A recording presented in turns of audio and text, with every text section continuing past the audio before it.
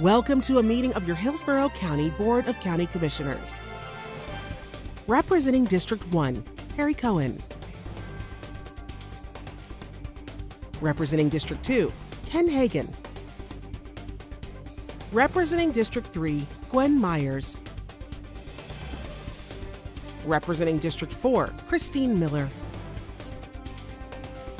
Representing District 5, Donna Cameron Cepeda.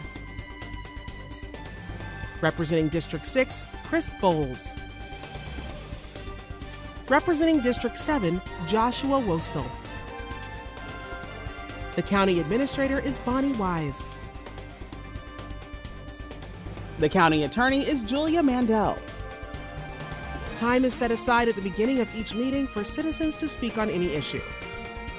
So we have time for everyone. Speakers are asked to limit their comments to 3 minutes. Today's meeting is brought to you with closed captioning by Hillsborough Television. Good morning and welcome to the May 20th, 2026 regularly scheduled board meeting of the Hillsborough County Board of County Commissioners. Would everyone please rise for the pledge and invocation given by our chaplain commissioner, Gwen Myers. I pledge allegiance to the flag of the United States of America and to the republic for which it stands, one nation, under God, indivisible, with liberty and justice for all.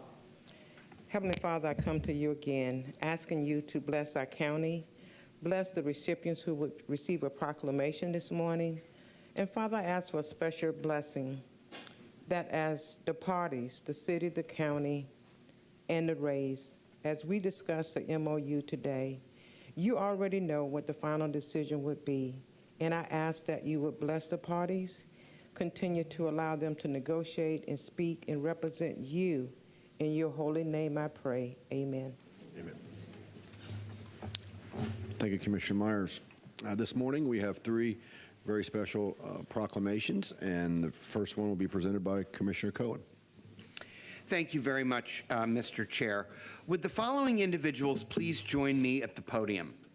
The Honorable Chief Judge Christopher Sabella, the Honorable Judge Catherine Essrig, the Honorable Judge Denise Pomponio, the Honorable Judge Mike Shanti, Hillsborough County State Attorney Susie Lopez, Hillsborough County Public Defender Lisa McLean, Julia Schilling, Director of the Problem Solving Courts, and Angie Smith, Chief Deputy of Court Programs.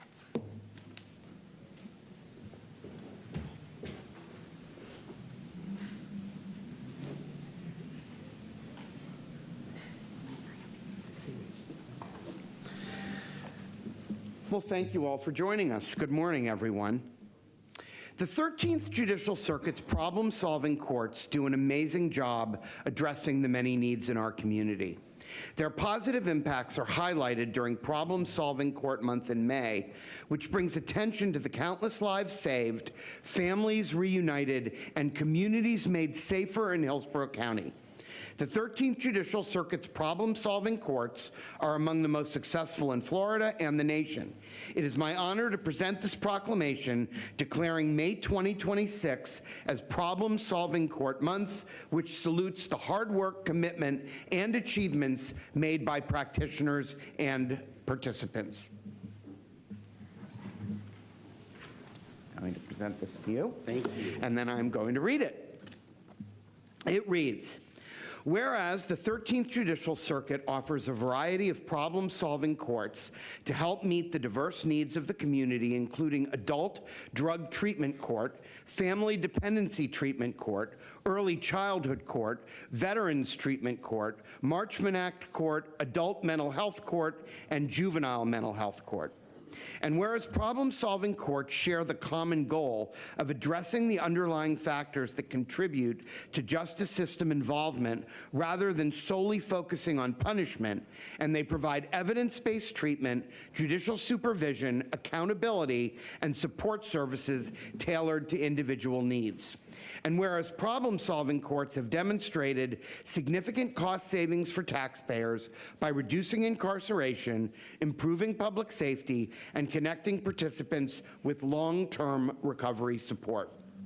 Whereas the 13th Judicial Circuit has a long history of innovation and leadership, including establishing the first post-adjudication court and first juvenile mental health court in Florida, and the circuit's Veterans Treatment Court is recognized as part of a federal program to improve veterans treatment courts nationwide. Whereas in 2025, the circuit's problem-solving courts served 1,074 participants, including 137 children, who were served either directly or through services provided to their parents through the Family Dependency Treatment Court. And the average one-year recidivism rate among all problem-solving courts was 9.82%, all outstanding achievements. Whereas the success of Problem Solving Court Month depends on the dedicated efforts of judges, prosecutors, treatment providers, case managers, law enforcement officers, mentors, and community partners who work collaboratively to support participants on their path to recover.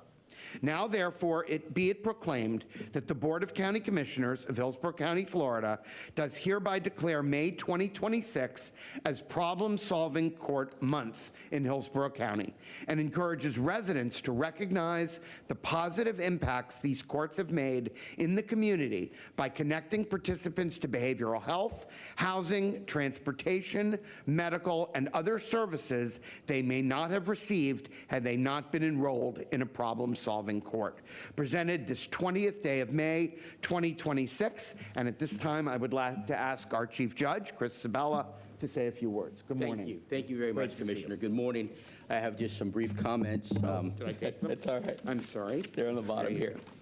I just want to say before I read the comments, though, that we just couldn't do it. This program would not be as successful as it is, and it is very successful without the people that are up here with me. So I want to thank you. I want to thank the Commission and everyone for your continued funding for the supplemental grant support through the opioid settlement and for your unwavering commitment to our problem-solving courts. Your investment doesn't just sustain a program, it truly changes lives. The success is based on a multidisciplinary team, which, as you know, includes the State Attorney's Office, the Public Defender's Office, and others that you see with us, but including the judges. But without treatment providers, we would have no services. Because of your support, people facing addiction, mental health challenges, and instability are receiving treatment, structural, and a real opportunity to rebuild. Families are being reunited, recidivism is declining, and our communities are becoming safer and stronger. On behalf of our entire team and every participant whose future is brighter because of this work, thank you for believing in accountability, compassion, and most importantly, second chances, particularly for those people who deserve it. Thank you again very much. I think we're going to take some pictures. Okay.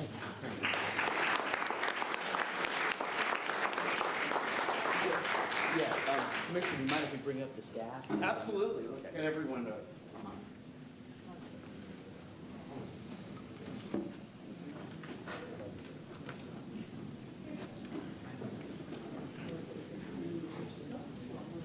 Come on up.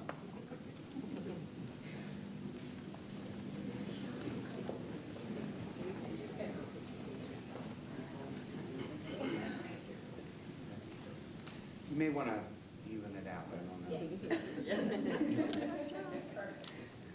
All right, right up here. And 3, 2, 1. One more right up here. 3, 2, 1. Thank you. Great to see you. Yes, absolutely.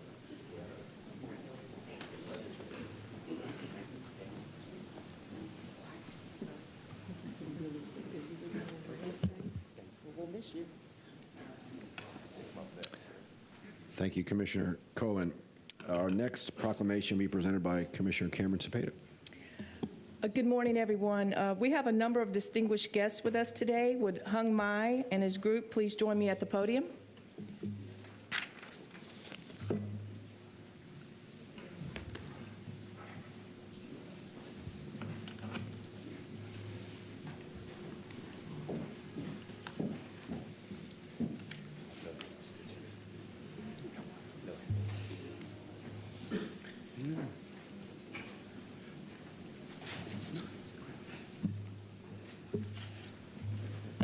Good morning, everyone. Welcome. And Asian Pacific American Heritage Month was first established by the United States Congress in 1978, honoring the contributions Asian Pacific Americans have made in the sciences, arts, industry, government, and commerce. It originally encompassed the first 10 days of May, but in 1992, Congress extended the observance to include the entire month of May.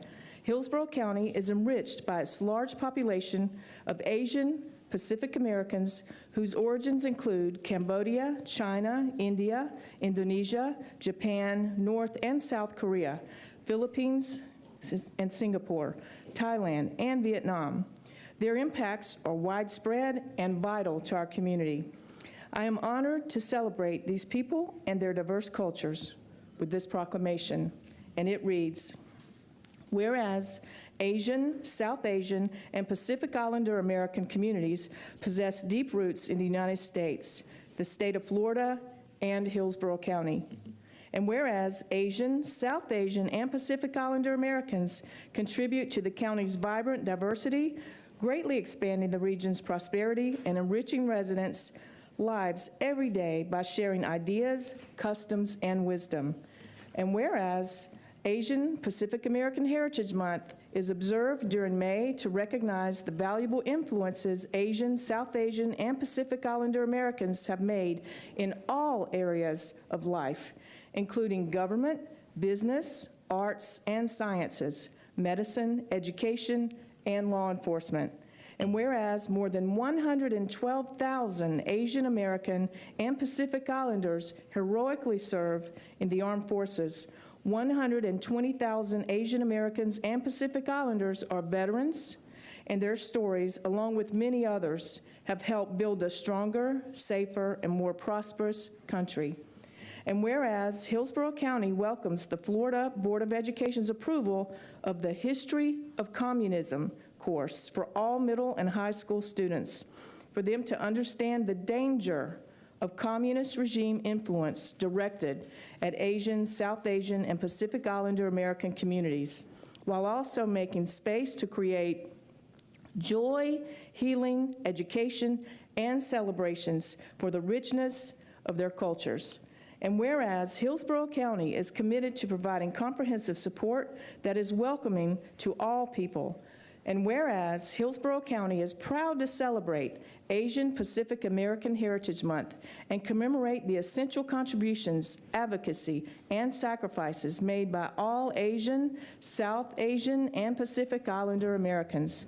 Now, therefore, be it proclaimed that the Board of County Commissioners of Hillsborough County, Florida, does hereby declare May 2026 as Asian Pacific American Heritage Month in Hillsborough County and encourages all residents to recognize the achievements by Asian, South Asian, and Pacific Islander Americans, further demonstrating the importance of culture, diversity, and unity. Presented this 20th day of May, 2026.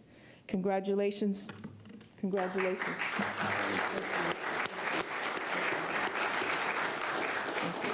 Take a photo here.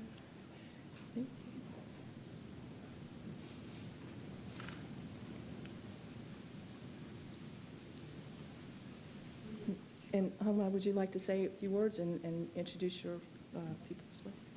Yes.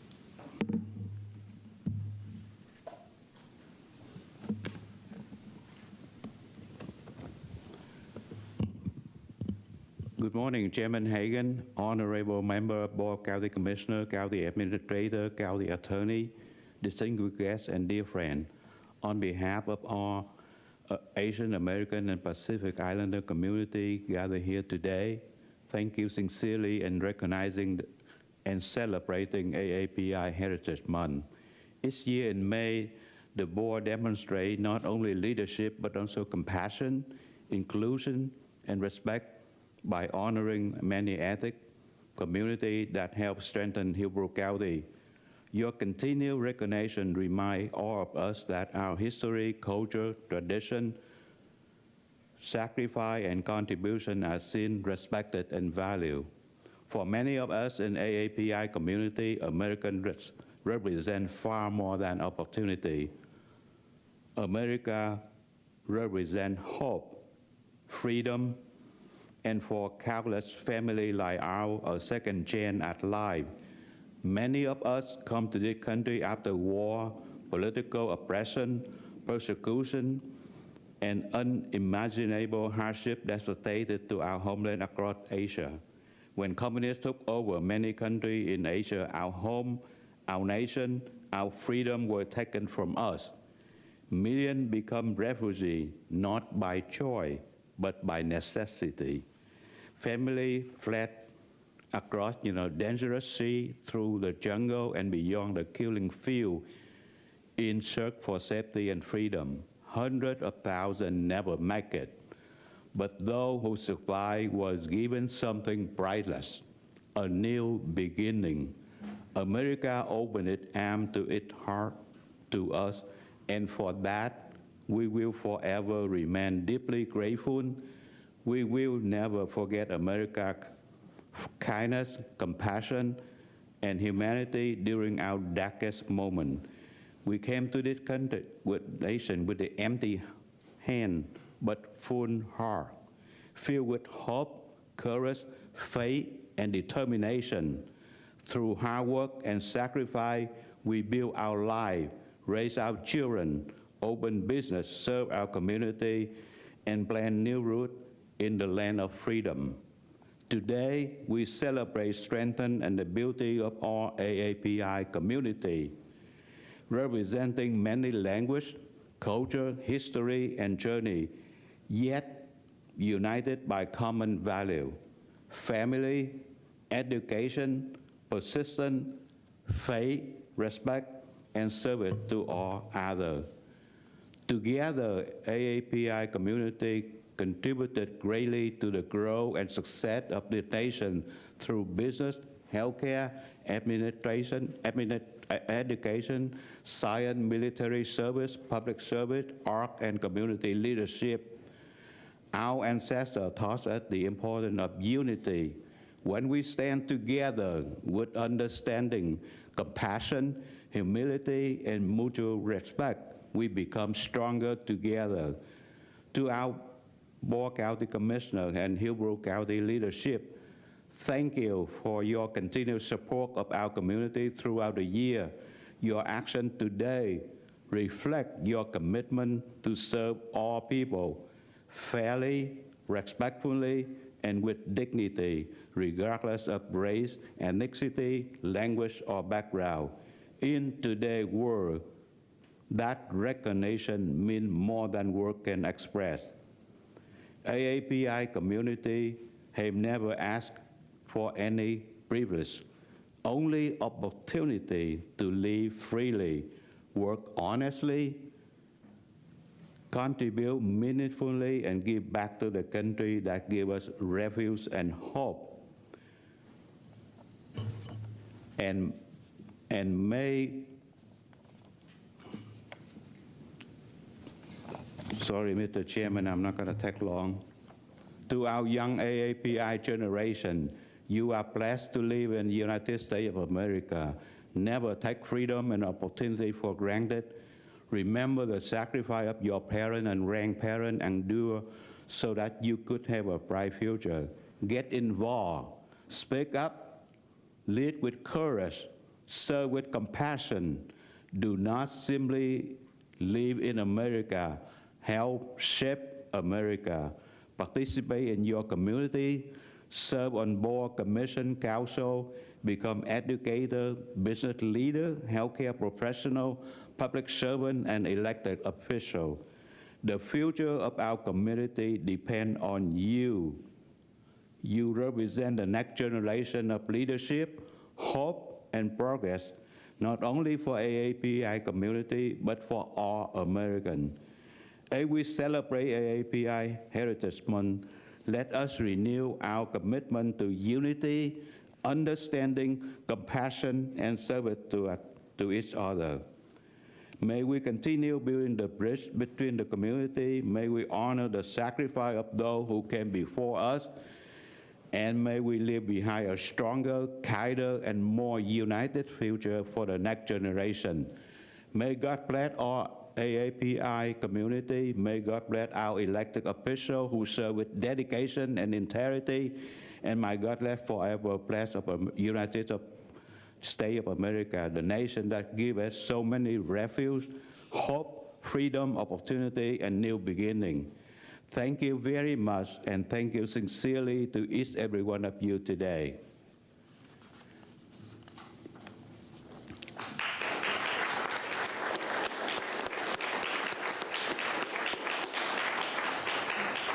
At this time, I would like to call each of the organizations to get up here and receive the proclamation from the Commissioner Subpoena.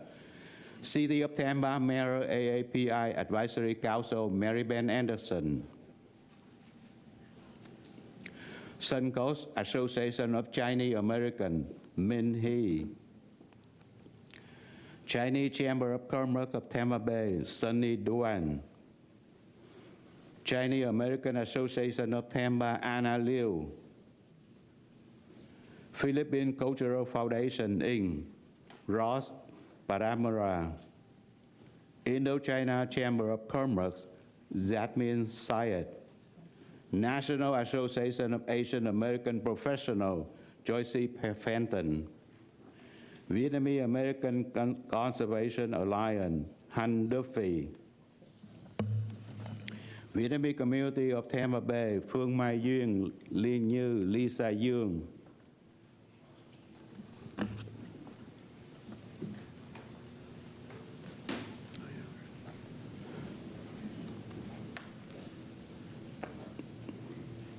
And for all the rest of the AAPI members, please come up so we can take the photo with the Board of County Commission.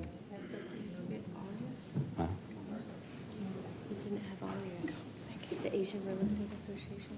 Oh, Mary Beth didn't give it to me, but we give it. We got one ready.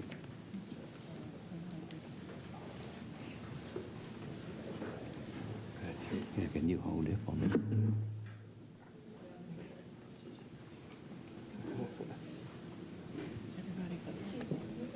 Okay.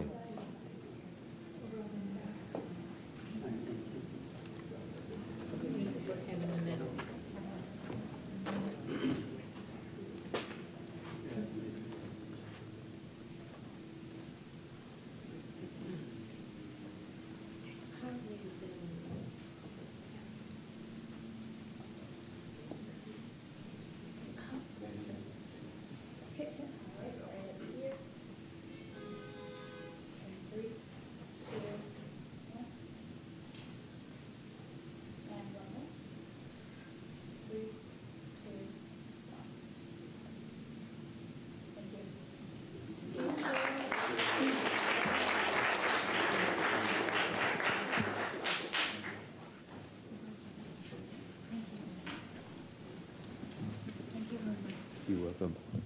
As a tradition, you know, we have some gift for the county commissioner and county leadership.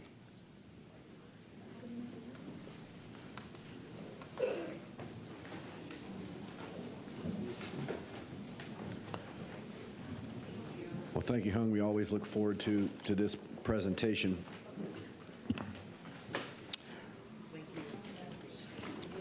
Thank you.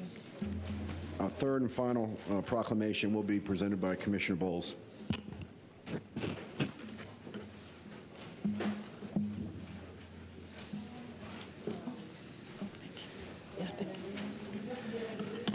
Can I have Mr. Tim Pearson and any members of Fire Rescue come forward, please?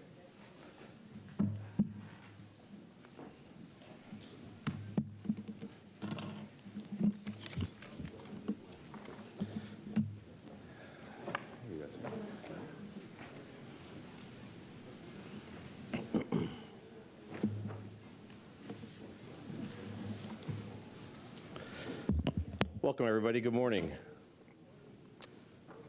Got a long day ahead of us, so I'll get through this pretty quickly here. Our emergency medical professionals work tirelessly to safeguard the health, safety, and well-being of Hillsborough County residents and visitors. I say that not only as a county commissioner, but as someone who spent nearly 3 decades in the field working with the the daily deployed members of Hillsborough County Fire Rescue, serving this community firsthand. I've seen the dedication, the pressure, and the quiet professionalism that defines this work under the guidance and leadership of Chief Doherty and some of his staff, and the leadership of President Tim Pearson and his members. In 1974, Gerald Ford authorized Emergency Medical Services Week to recognize EMS professionals and the critical role they play across our nation. That recognition still holds true today. Emergency Medical Services Week brings together communities and medical professionals to honor those who provide life-saving care every single day, often in most challenging circumstances. They are the first call in a crisis, the steady hand in uncertainty, and the difference between life and loss before coming to our ERs. And I can say without hesitation, nobody provides better service than I believe than our own Hillsborough County Fire Rescue. And with Mr. Pearson alongside his counterparts, excellence is not just a standard, it has become a culture. So it is my honor to present this proclamation declaring May 17th through May 23rd as Emergency Medical Services Week, and I will read as such. Whereas emergency medical services are vital public services and the members of Emergency Medical Services team are ready to provide life-saving care to those in need 24 hours a day, 7 days a week, and whereas access to quality emergency care dramatically improves the survival and recovery rate of those who experience sudden illness or injury, and whereas emergency medical services fill healthcare gaps by providing important out-of-hospital care, including preventative medicine, follow-up care, and access to telemedicine. And whereas the emergency medical services system consists of first responders, emergency medical technicians, paramedics, emergency medical dispatchers, firefighters, police officers, educators, administrators, pre-hospital nurses, emergency physicians, trained members of our public, and other out-of-hospital medical care providers. And whereas the members of emergency medical services teams, whether career or volunteer, engage in thousands of hours of specialized training and continuing education to enhance their life-saving skills. And whereas it is appropriate to recognize the value and the accomplishments of emergency medical services providers by designating this week, also known as EMS Week, and the 52nd anniversary of EMS Week. This is EMS Week, Improving Outcomes Together.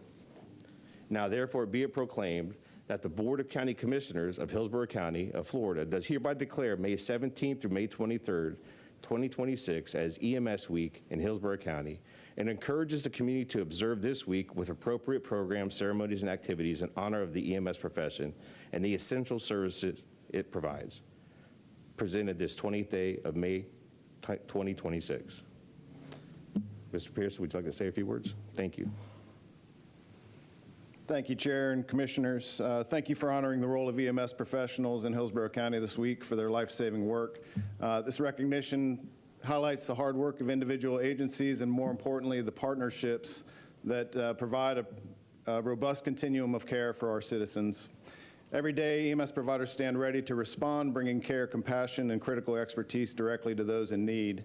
These individuals and teams serve as a vital link in our healthcare system, often making the difference between life and death.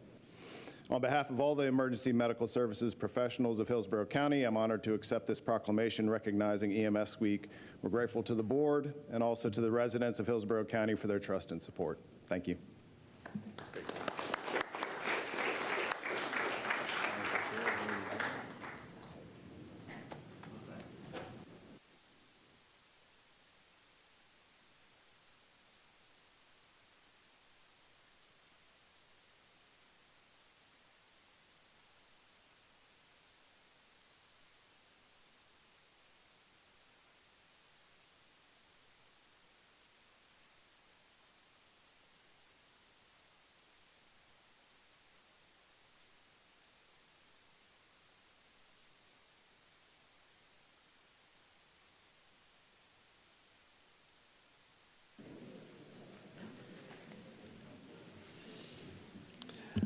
Thank you, Commissioner Bowles.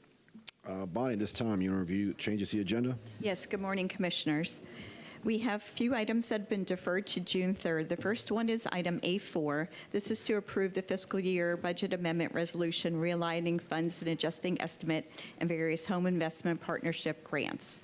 The other one is A5, which is to approve the fiscal year 26 budget amendment resolution realigning funds and adjusting estimates in the home rescue plan ARP grant program year.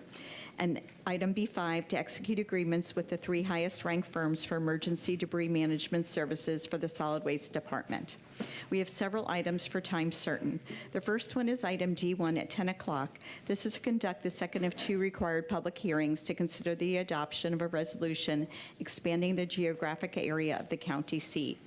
Item D2, which is related to B2, is to conduct a public hearing to consider amending the Hillsborough County Code of Ordinances, establishing the red light camera program to update the minimum qualifications for local hearing officers. And then item B2, which is the respective resolution.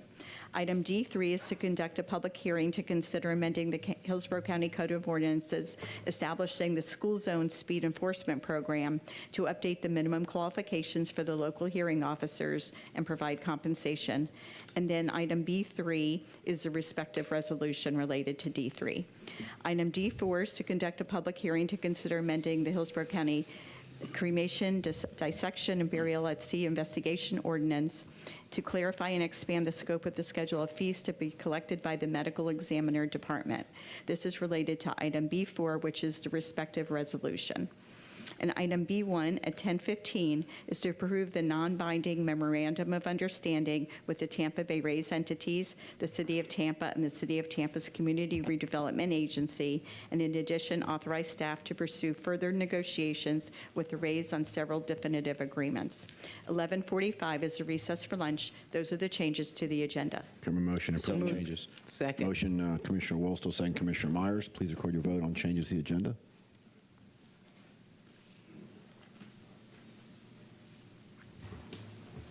Commissioner Cameron Cepeda. I can take it orally. I can take your vote orally. Just say yes.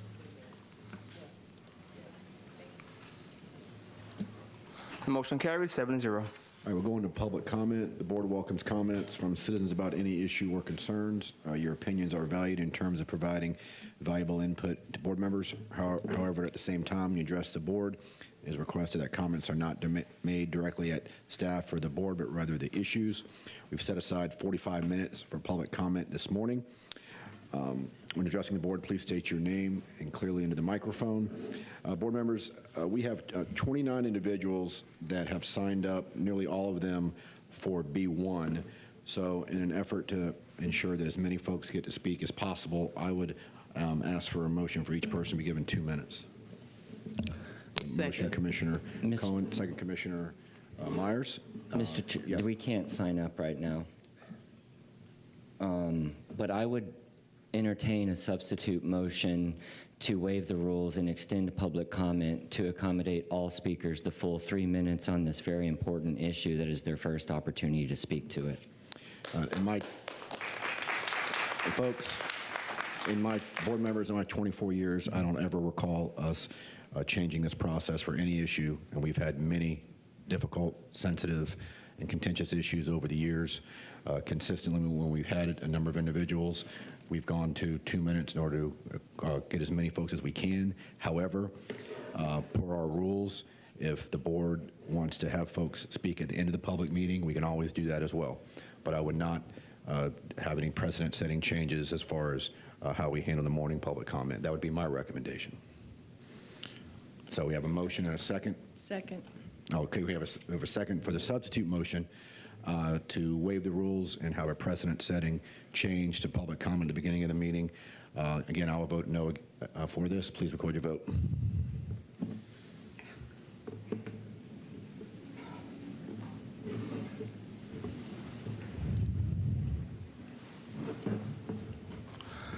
The motion failed 2-5. Commissioners Bowles, Miller, Cohen, and Hagan voted no, and Myers. Okay, we have a motion and a second. Let's go to 2 minutes for each speaker. Please record your vote.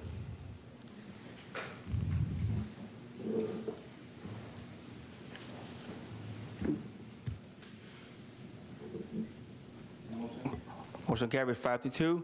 Commissioner Karen Cepeda and Wolfster voted no. Okay, the first three speakers this morning are Karen Jarosh, followed by Laura Lawson and Tom Colbert. Again, each person has 2 minutes. At 30 seconds, a yellow button will flash indicating you have 30 seconds left. Good morning.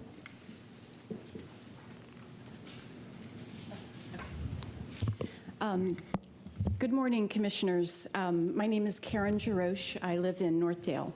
Voters approved the extension of the CIT to fund critical public infrastructure, not to subsidize a private baseball franchise. Yet under this proposal, approximately $360 million in county CIT revenues would be diverted to the stadium in the first 4 years. In year one, that alone is 85%. This means essential transportation, stormwater, and public safety projects will be pushed to the back of the line, while a private entity absorbs funds voters intended for public needs. Supporters argue the surrounding mixed-use development will generate economic benefits, but development does not require $1.5 billion in taxpayer subsidies to occur. The land itself is immensely valuable and could be sold without handing over a massive public subsidy. Just look a few blocks south at Midtown Tampa. Almost 2 million square feet of retail, office, and residential development built without taxpayer funds. If this board is determined to move forward, then at a minimum, the public deserves a fair return on its investment. I previously sent calculations showing the scale of the proposed public contribution equates to roughly a 33% equity stake in the franchise. If this were Shark Tank, Kevin O'Leary or Mark Cuban would never put up $1.5 billion without exacting a large equity stake. This equity stake would make taxpayers true partners, not just funders. It would allow us to share in the revenues. Naming rights alone could generate $500 million over 30 years. It would eliminate the Rays' perpetual build us a stadium or we may leave leverage they've pulled in St. Pete for years. And this would truly ensure Tampa remains the Rays' forever home. Get to this deal and I'll be the first in line to buy season tickets. But a yes vote today on the current MOU prevents the public from ever receiving a fair return on the investment. I urge you to vote no. Thank you. Laura Lawson, followed by Tom Colbert and Carmen Edmonds. Good morning.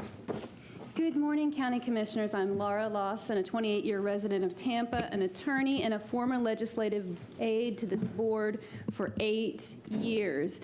So being a legislative aide, I decided to look back at some legislative history.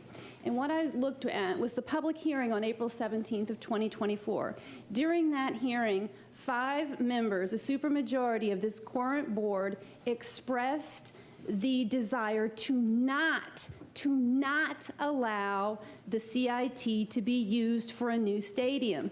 It's kind of interesting, but the reason, and this motion was made and it was seconded by my former boss, Commissioner Pat Kemp, the reason it was withdrawn was because the board just didn't feel like having another public hearing. So that was just over 2 years ago.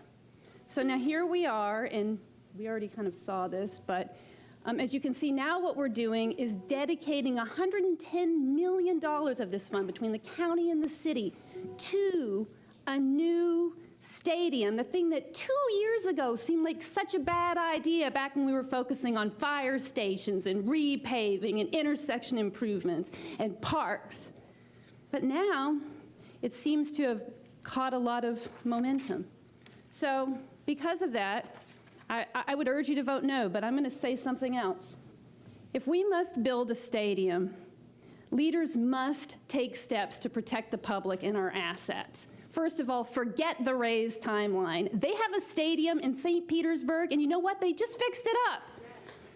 Number 2, protect the college and the tax collectors' assets and operations. No disruption of activities, no loss of classroom or lab space, no use of portables for classes. Rebuild the college first. No loss of college programming, no loss of square feet. Thank you. Tom Colbert, followed by Carmen Edmonds and Julie McGill. Good morning, sir. Good morning. My name's Tom Colbert. Good morning, Mr. Chairman, commissioners, staff, and deputies. I'm all for keeping the raise in Hillsborough County. Y'all need to work through the process and do it in favor of the people of Hillsborough County. And you have a perfect example of how not to do it. Goes back to 1995 when the Glaziers bought the Buccaneers and wanted a new stadium. The Good Old Boy Network made the deal. Taxpayers paid the bill. We got 1 year left to pay off that stadium. We got 1 more year to get our naming rights back. Good Old Boy Network hopefully is dead in Hillsborough County. My family moved to 6 Mile Creek in '67. I grew up around the Good Old Boy Network and the Klan. We can't do business like that anymore. You guys have an excellent staff. I have been highly impressed with your county attorney and your county administrator. And I'm going to make the assumption that you hire qualified staff members. Now, I've been a student of Sun Tzu for half a century. You know, I believe in applying wisdom when you get into tactics. Don't let billionaires push you around. Appreciate you guys listening, and I know you'll make the right decision. Thank you. Thank you, Mr. Covert. Carmen Edmonds, followed by Julie McGill and Michelle Dyson. Good morning. Good morning, Commissioners. I'm here. My name is Carmen Edmonds. I'm chair of the Hillsborough County Republican Party. We had our monthly meeting last night, and with permission, we took a straw poll to present to you guys today. And we had a unanimous decision by the Hillsborough County Republican Party executive body to tell you all that we do not agree with what is going on with this, to vote no on the MOU, and we do not want tax-funded tax money going to the Rays Stadium. It is just a terrible use of our tax dollars. There are too many other things in our county that need to be done, and it was unanimous vote. We also did an online survey the last couple of days, and 89% of our respondents said no CIT money for the Rays Stadium. So these are your tax payers and your voters telling you at a large quantity, we do not want our CIT tax money used for the Rays Stadium. They have the money to do it. They want our money up front. It makes you wonder why. Why do they need our money up front? And we have no good deal. I mean, read Art of the Deal. There's no art of the deal going on in this. We are not getting any benefit back from the Rays Stadium and from the Rays owners in any of this, in any of the language. I talked to Ken Babby after an informational meeting at one time, and I said, look, you guys are not listening to the taxpayers. And he said, well, that's what, I said, it needs to go back to a referendum. It needs to be voted on again, because we were promised, like the lady said, in '24, 5 of you on here said no tax money. 2 of you ran last time on the thing that you would be responsible with our tax money. He said, well, it's up to your commissioners. You voted for them. We did vote for you on the promise that no CIT tax money would be used for the stadium. So if you're going to go against this, it needs to be back on a referendum and let the voters decide with the honest truth that you all said back when this was being discussed. Thank you. Thank you, Ms. Edmonds. Julie McGill, followed by Michelle Dyson, and then Michael Marino. Good morning. Good morning. My name is Julie McGill. I'm a general contractor, real estate broker, and candidate for mayor. I'm here because taxpayers are struggling to pay their bills as it is, but we keep asking for bigger and bigger financial commitments.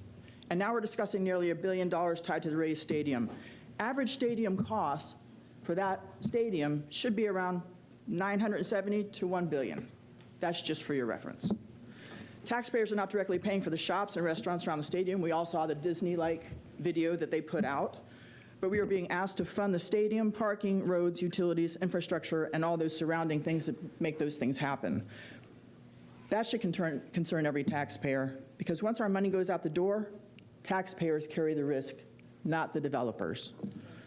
As a contractor, I can tell you large projects without maximum transparency are exactly where waste, favoritism, and bad deals are born, which is why I'm publicly calling for a full independent forensic audit tied to this project, down to the last dime. I'm talking material costs, labor costs, consultant fees, change orders, bond financing, every dollar, because this is not monopoly money. This is taxpayer money, and taxpayers deserve the same scrutiny government would demand from us. If this deal is truly such a great economic investment, then transparency should be easy. The people of Tampa and Hillsborough County are tired of being told to trust the process after the decisions are already made. We want accountability before the money is spent, not after it's gone. Thank you. Thank you. Michelle Dyson, followed by Michael Marino, and then Catherine Corman. Good morning. Good morning. My name is Michelle Dyson. I'm a bartender at Tropicana Field.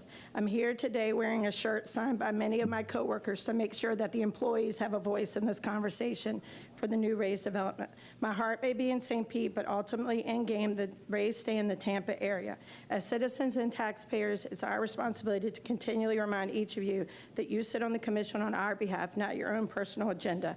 Today, you will hear from people from all walks of life with passionate pleas for their opinion, so here goes mine. The Memorandum of Understanding is just a beginning. With almost 30 years of Rays baseball, now is not the time to stop. How can we gain loyalty with fans think we're always leaving? It's time for the city and county to make a commitment. To the worker and community, this isn't just funding a sports team. It's creating an infrastructure engine for the tourism economy. Workers like me will no longer have to wait for the snowbirds to come to town to make a living. We will have a steady work all year round. This will stabilize the service industry for many. The stadium is far more. It employs a diverse group of people, offering opportunities to individuals of all ages, ethnicities, abilities, and backgrounds. We are the heartbeat of Tampa hospitality. By hiring local and investing in the venues, uplift families, reduce unemployment, and build a stronger, more local economy. It proves our local sports team is here for everyone, both on and off the field. It is a reflection of our community. One commissioner warned supporting this deal requires a divine mercy, but the mercy truly comes from when the community unlocks the public funds in a vault instead of letting opportunities pass us by. I know that financing is well above my pay grade, and we're not here to ask for handouts. We're here to ask for you to sign the MOU that you continue to work together with the new ownership group to appropriately use the allocated funds to secure Tampa's status as a top-tier 3-sports major league city. This board gives millions away to people and groups with far less accountability or return on investment. This ownership group has no incentive to fail with our money or theirs. We cannot build on an economy by saying no to growth. I urge that you vote to approve. Appreciate your comments. Michael Marino, followed by Catherine Corman, and then Ergen Tech. Good afternoon, Commissioners. I'm Michael Marino. I'm the Executive Director of the West Shore Alliance, where I'm joined here in the audience today by our Board President, Al Sasser, of Prime Group Insurance. We sent you a letter 2 weeks ago indicating the West Shore Alliance support Tampa Bay Rays ballpark and redevelopment proposal. It's the same letter we sent to Tampa City Council. The letter outlines 3 elements of the proposal that would generate a positive return for Tampa and Hillsborough County: the economic impact on West Shore and Drew Park and how that impacts the entire county, the potential for major transportation improvements, including roads, pedestrian access, and transit services, and the value of public-private investments for economic growth. These elements are possible because the Rays proposal is the best possible return for a public-private investment in a ballpark or any major redevelopment. The site is underutilized and undertaxed. The Drew Park CRA has historically lagged the other CRAs. The West Shore District would pick up additional growth, which contributes revenues to the entire county. West Shore has capacity for new development, and new land use policies will support more valuable mixed-use developments like the Rays proposal. Using public dollars to maximize private investments is a core economic development strategy for this community. From workforce training programs, building Bruce B. Downs Boulevard, even the ballpark site is a part of the former Drew Army Airfield. Public-private investments and public-private partnerships have always created economic growth and improved quality of life in this community. The cost of doing nothing is far greater than the cost of this project. The West Shore Alliance supports this proposal. We look forward to working with you to make it get done. Thank you. Thank you, Mr. Marino. Catherine Corman, followed by Ergen Tech, and then Melanie Alvarez.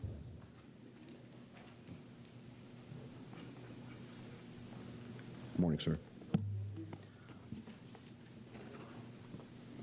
Good morning, Commissioners.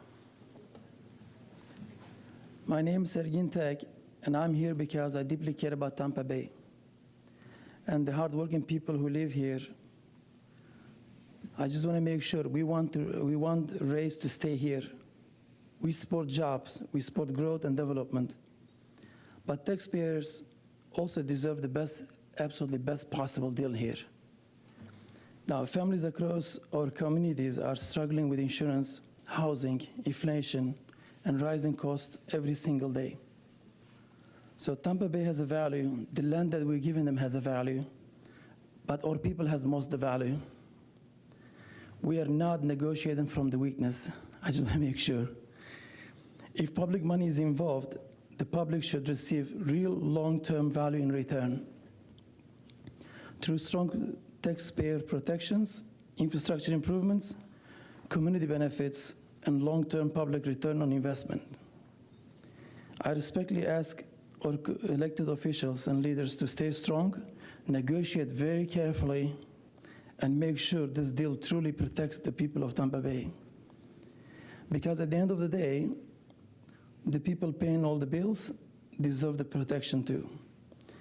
And in this case, I'm just gonna throw out an offer that I thought should make sense, whether you like it or not, I'm sorry. We can offer them 10% off the top on all the returns. I would personally offer them, if we're going to give them the money, we want equity on our investment. And if we invest, we become permanent partner of Rays Stadium. Even if we put $1, we want equity on that. So 10 years from now, they don't say, oh yes, the deal is done, or 20 years, whatever amount of time after they milk us out, that we want to move to Orlando or another site. If we give money, just like business, we want our return on investment. Appreciate your comments. So thank you again. Thank you. Have a good day. Catherine Corman. Is Catherine here? Please come forward. Then we have Melanie Alvarez and then Ron Weaver. Good morning. Good morning, Commissioners. My name is Catherine Corman. I'm a Florida native and Hillsborough resident of over 30 years. And, you know, salespeople don't generally need this level of fluff for a deal that is in the best interest for their buyer.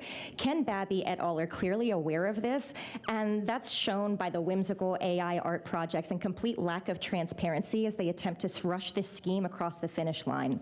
All of this without virtually any taxpayer oversight for what is effectively a Rays vanity project at the expense of the students of Hillsborough College and the taxpayers of Hillsborough County, with little more than a sticky note IOU for future prosperity to which they can't even define. So in addition to paying for a new stadium and all its pitfalls, the taxpayers will also be burdened with supplying the funds for the new college facilities, as well as funding the widening of roads and other infrastructure improvements that would not otherwise burden the people of Hillsborough County if not for this scheme by the Rays. Decades of independent research have shown that publicly funded stadiums do not significantly increase jobs or incomes in the communities they're built in, and further, they often leave the taxpayers carrying the financial burden. So if Ken Babby and his team want the taxpayers of Hillsborough County to make this big commitment, they need to have more skin in the game themselves, and they need to have hard, concrete promises. If the taxpayer dollars are going to be gambled on this scheme, the taxpayers need to be the ones that are rolling the dice. There's no need to rush this deal. The Rays have the ability, and the folks over in Pinellas and St. Pete have said that they are willing to go over and work with the Rays to extend their stay at Tropicana. I urge the board, please do not allow Ken Babby and his cronies to pull the wool over your eyes. Use your better judgment and vote to postpone approval of this MOU until it can be voted on by the taxpayers of Hillsborough County. Thank you very much for your time and your service. Thank you, Ms. Corman. Melanie Alvarez, followed by Ron Weaver and then Rob Ledford. Good morning. Good morning, ladies and gentlemen, commissioners. My name is Melanie Alvarez. I'm here today to speak on agenda item B1, like so many people. I am a member of the Americans for Prosperity community and a grateful Florida resident who believes that taxpayer dollars should be used responsibly and transparently. I want to be clear, this is not about liking baseball. We all want the Rays to stay in Tampa Bay. This is about whether struggling families in Hillsborough County should be asked to take on this financial burden and long-term risk of a private development project. Right now, families are struggling with rising housing costs, affordability, insurance, traffic congestion, infrastructure needs, and public safety concerns. And those are real things that are affecting people right now.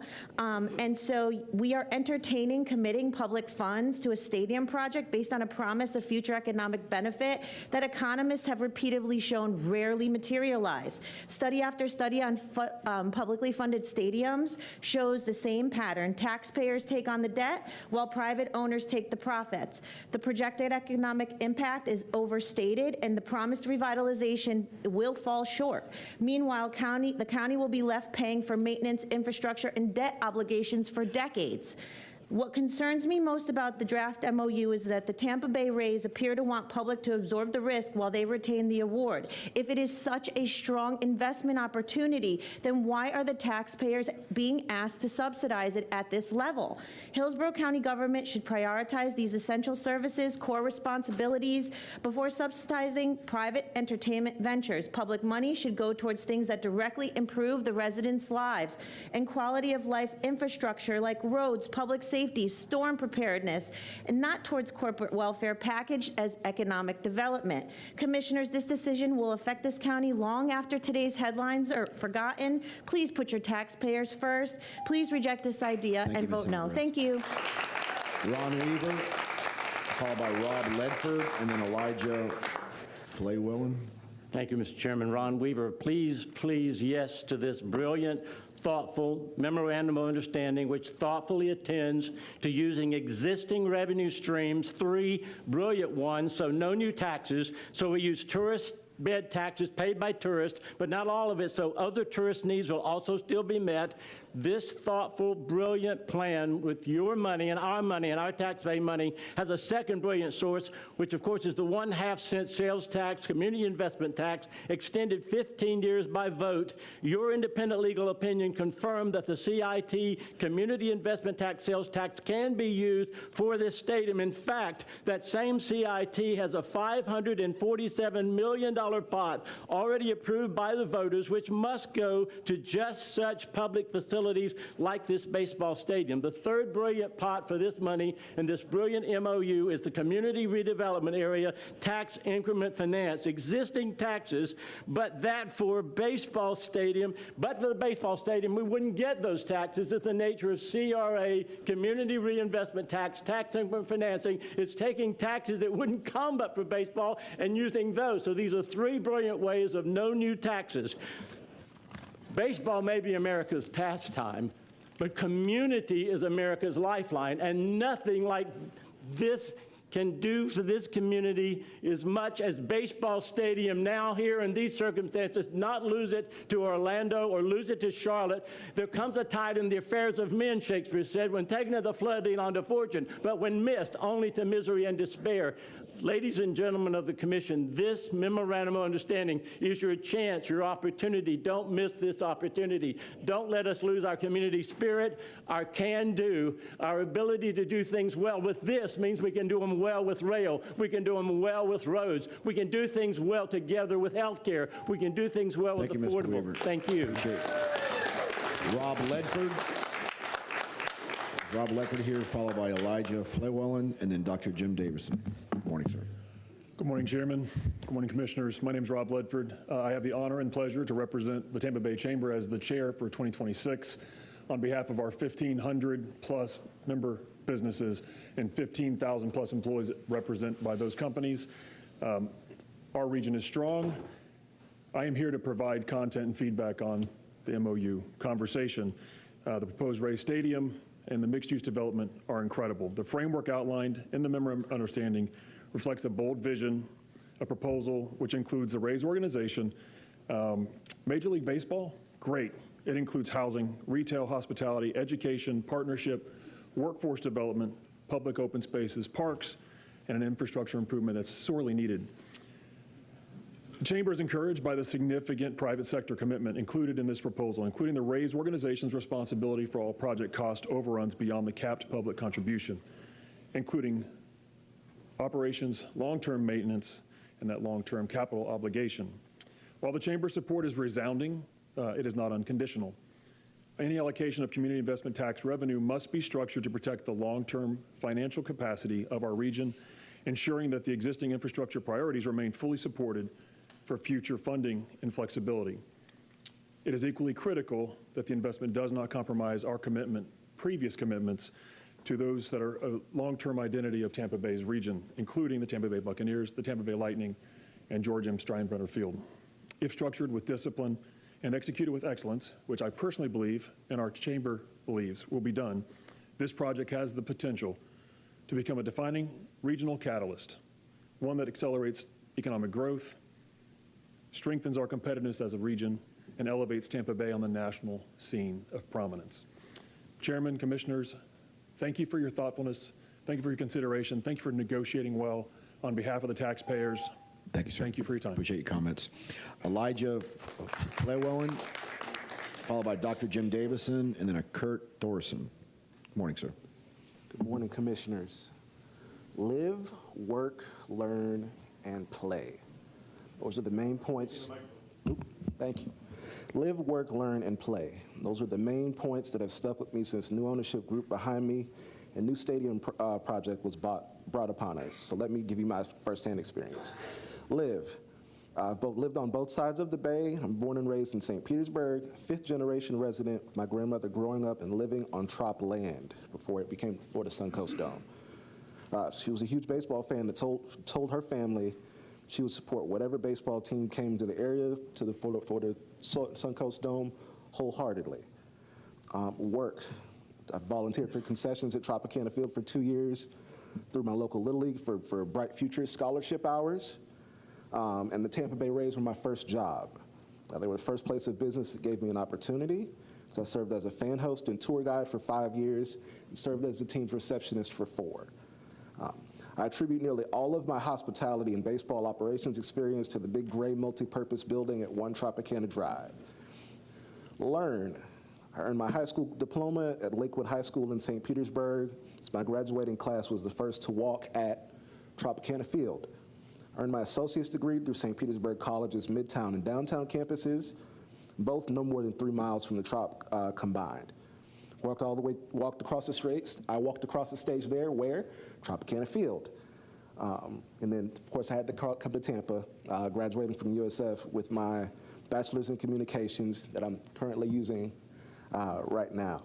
I attended the inaugural Rays game in 1998 in a stroller with my grandmother. Favorite baseball player of all time is Tampa native Fred McGriff. Countless memories. 16 of my 29 birthdays have been spent at the Trop. I lost my first tooth at Tropicana Field. Even persistent. Thank you, sir. Thank you. Appreciate the comments very much. Dr. Jim Davison, followed by Kurt Thorson, and then Ray Wong. Whoop. Jim Davison, New Tampa. Update on the Tampa Bay Rays ballpark discussions, February 4th, BOCC chambers. To be clear, no general revenue funding is being considered. We have $103 million of general revenue funds. To be clear, future revenues from the CIT tax proceeds, the initial estimate annual growth. You have $440 million in the first 4 years. This week, or early next week, the state will be sending you the March revenues collected from the CIT and the Indigent Health Care Fund. It will show, and you can't play with the numbers, that you are $25 million behind collecting CIT tax money this year than you were last year, and $10 million behind what you were in FY24. There is no surplus. You are on a trajectory to collect almost $40 million less this year in CIT tax money than you did the year before, and $10 million in FY24. There is absolutely no way that you can have this deal. The other thing is that, you know, all this economic benefit. I have a deal for the Tampa Chamber of Commerce. I have 100 acres located between the airport and 2 major league baseball stadium, a baseball stadium and a football stadium, and I can lease it to you, and it's valued at about $250 to $300 million, and I will lease it to you for $0 for 100 years. They would be lining up at the door to develop those 100 acres. So you're not giving up anything by voting no on this memorandum of understanding. This will basically do the work that our lawyers were going to do in finding that you can't do this. Thank you very much. Push the delete button on this. Next up is Kurt Thorson, followed by Ray Wong. Next up, Kurt Thorson. Kurt Thorson. Good morning. My name is Kurt Thorson. You may recognize my name in some of your email boxes. I'm not a bot from LA. I'm right here from Tampa, Florida. I'd like to identify in a recent Forbes magazine release 10 cities that are pursuing an MLB expansion team: Orlando, Vancouver, Oakland, Sacramento, Salt Lake City, Portland, Raleigh, Nashville, Durham, and Montreal. 2 of those already lost theirs, and now they're thinking, oops, they're trying to get one back. These cities would have to pay a $2.5 billion expansion fee and likely more than $1 billion for a new stadium, and they're willing to do it because they understand the value, more than the cost, of a Major League Baseball team that calls their city home. I believe Commissioner Cohen mentioned that several months ago, where they're willing to do that. What do they know that some may not? There are 28 cities that figured out how to multitask. Potholes, stormwater, damaged roads, that doesn't go away. And that does require money that we may not have to fix all those problems. We need a new investment and revenue stream. I present to you Exhibit A. It's not only a stadium. I keep hearing stadium, stadium, stadium. Without the stadium, the 130-acre, $10 billion privately funded complex doesn't happen on a blighted CRA that's been this way since 2004. As I said, 28 cities have figured out how to multitask. Tampa is not inferior. We had the opportunity to become a premier city in North America, staring us right in the face. Recently, Miami was just told they are no longer able to host Super Bowls because they don't have a surrounding stadium complex like what is being proposed here. They've been taken out of circulation. Look at the future Super Bowl cities: LA, Vegas, Atlanta. Nashville's getting their very first one. When's Tampa getting theirs? We have to rejuvenate the stadium and the surrounding area. We can do this. City and county plans and projects for the next 4 years are funded, and it will not have the carpet pulled out from under them. To say so is just a shameless lie. Thank you. Thank you for your comments, sir. Next up is Ray Wong, followed by Andy Scaglione. Good morning. Ray Wong, resident of Tampa, Florida, the city of Tampa. Projects of this scale and significance deserve careful scrutiny, thoughtful debate, public transparency, and I appreciate the seriousness with which the board has approached this process. I also want to acknowledge something important. Many of the concerns raised by members of our community are real, understandable, and frankly, they're valid. There are residents who are worried about traffic, affordability, neighborhood change, and whether promises made today will truly be fulfilled tomorrow. There are people who have seen transformational projects proposed before and walked away disappointed by outcomes that did not fully materialize. I can absolutely relate to that hesitation, and I believe those concerns deserve to be heard and respected. But I also believe that there's another risk that we have to consider very carefully, and that's the risk of doing nothing. Cities and regions either move forward intentionally or they slowly lose momentum, opportunity, talent, investment, and relevance. Tampa is no longer a small emerging city. We're becoming a nationally recognized economic center, and moments like this help define what kind of future we are willing to invest in for the next generation. What stands out to me about this proposal is not simply a baseball stadium. It is the scale of the long-term economic and community impact surrounding it. We are talking about achieving local hiring goals, workforce development opportunities, youth engagement programs, neighborhood investment initiatives, and the revitalization of Tampa's lowest performing CRA districts into a thriving economic engine. The success of this project will not be measured in baseball games, but in jobs created, careers launched. I urge you to vote yes. Thank you for your comments. Our next speaker is Andy Scaglione, followed by Sherry Reese. Sherry Reese, followed by Norman Reese.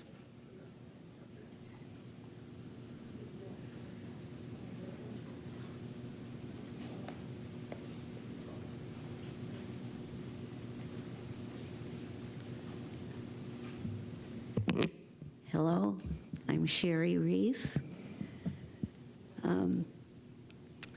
My husband and I moved here to find a better way of life. And since we've moved here, our property taxes have gone up, auto insurance has gone up, We're now being taxed for our rainwater runoff, which I believe the city is not being taxed on, the residents of the city. This new stadium would be over 35 miles away from where I live. And I would just like to say that if the city of Tampa would like a new raised stadium, then I would like to see the city paying more of the debt on this and not the county. Thank you. Thank you, ma'am. Again, Andy Scaglione, Norman Reese, and then Alejandro Noriega.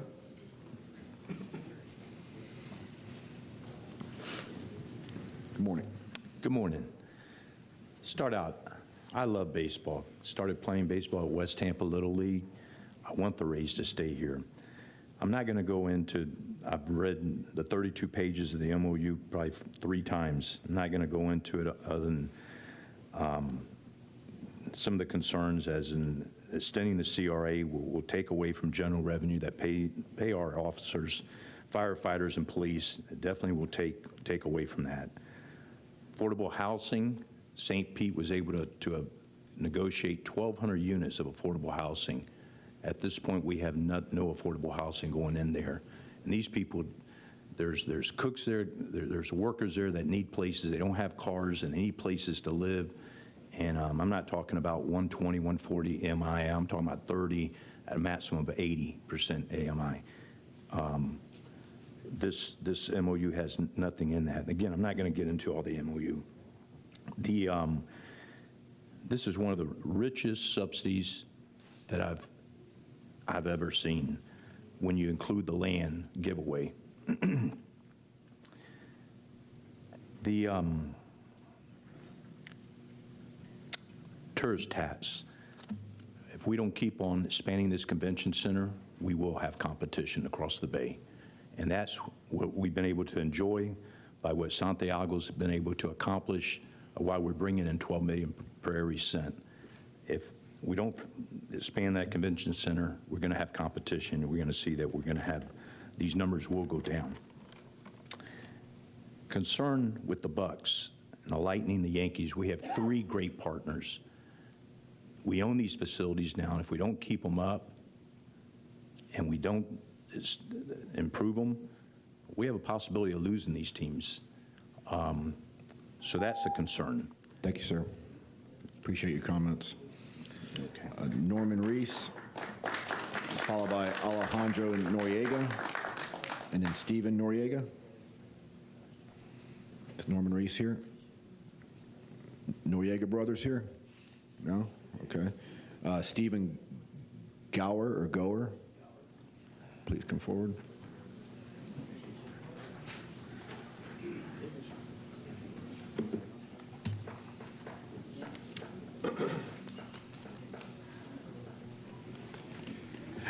Good morning, Commissioners. I made a bet on Tampa Bay in 1993. I moved my family here from Chicago. One factor in that decision was the fact that Tampa Bay had been awarded an NHL franchise in 1993. It was an important part of my decision from a hockey town. It convinced me that the area was growing. All my family members, rather large, are still here and paying taxes in Tampa Bay. I'm a Rays fan, I'm a father, I'm a grandfather, and I'm a great-grandfather of 2. The Rays have built a multi-generational fan base here. This project is worth doing for our future and the future of the Tampa Bay region. Thanks. Thank you, sir. We've got Lillian Pride, that's virtual. Is Miss Pride on the line?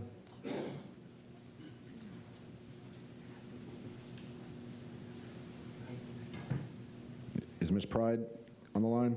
Yep. All right. Please continue, ma'am.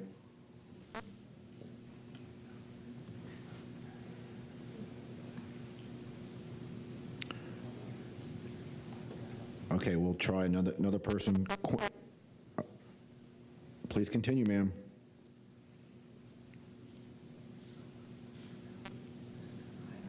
All right, we're having difficulty with Ms. Pride. Is Quentin Robinson?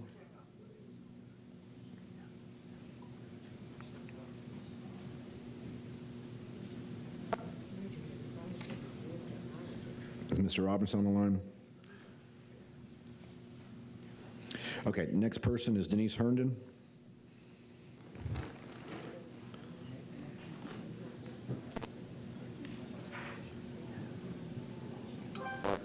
Hello, I'm Denise Herndon. I'm one that's going to talk about something different. It's the opioid crisis. As a healthcare worker, being a respiratory therapist over 30 years, it's not just the drug companies that are causing the opioid crisis. It's the ERs that is a different funding than when you're admitted to the hospital. So you have ER doctors, and then you have doctors in the hospital that would rather give you morphine than give you a Tylenol or something over the counter for pain. It's just not the pharmaceutical companies, and we need to start suing the doctors that are causing this also. So who's really making money off of this? Judges are making money. The drug addiction places are making money. Who's owning those? Back in Hialeah, Florida, years ago, there was in cahoots of just about every single Hollandale police officer and judge that they owned this center where they were sending these people. It was not about drugs, it was about delinquencies. We've got to stop this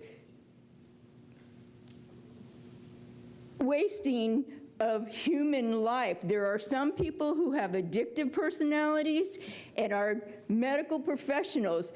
Right now, AMA, push the drug or cut it out. American Medical Association. Now, wait, we can cure type 2 diabetes, GLP-1 drugs. No, it's your diet. I take not one single medication. I am 67, almost and a half. January 6th, I'll be 68. Thank you, Ms. Herndon. Appreciate the comments. From my understanding, one of the Noriegas is present. Good morning, Commissioners. Sorry, I didn't hear my name because of the clapping, so I would have been here earlier. But I'm not going to get into specifics. And please state your name. Alejandro Noriega. Sorry about that. To be honest, I think this is a good deal, and I know I'm a Rays fan. I will say the reason I think this is a good deal is because they have been very transparent from what I have seen as a fan, and I have grown up with this team for almost 28 years, seeing it go from the worst placed team in MLB to now the best team in MLB as they are right now.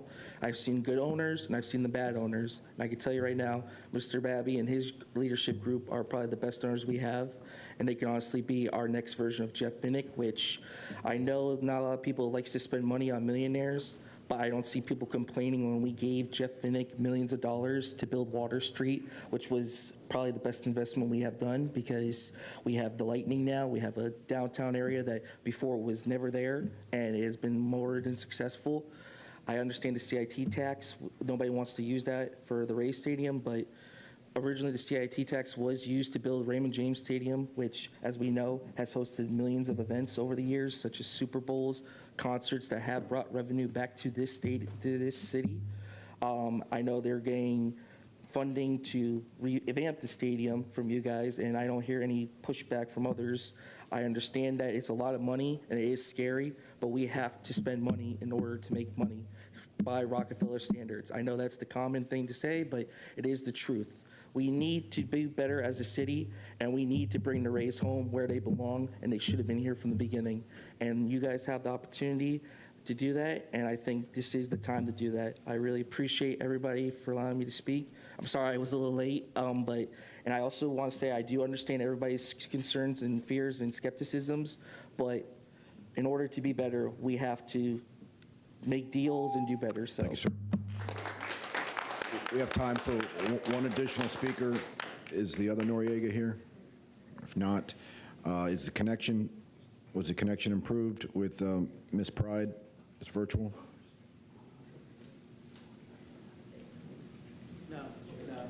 No. Okay. Well, with that, we have a couple others that are virtual, and we have about 30 seconds left anyway. So that closes public comment. Can we have a motion on the consent?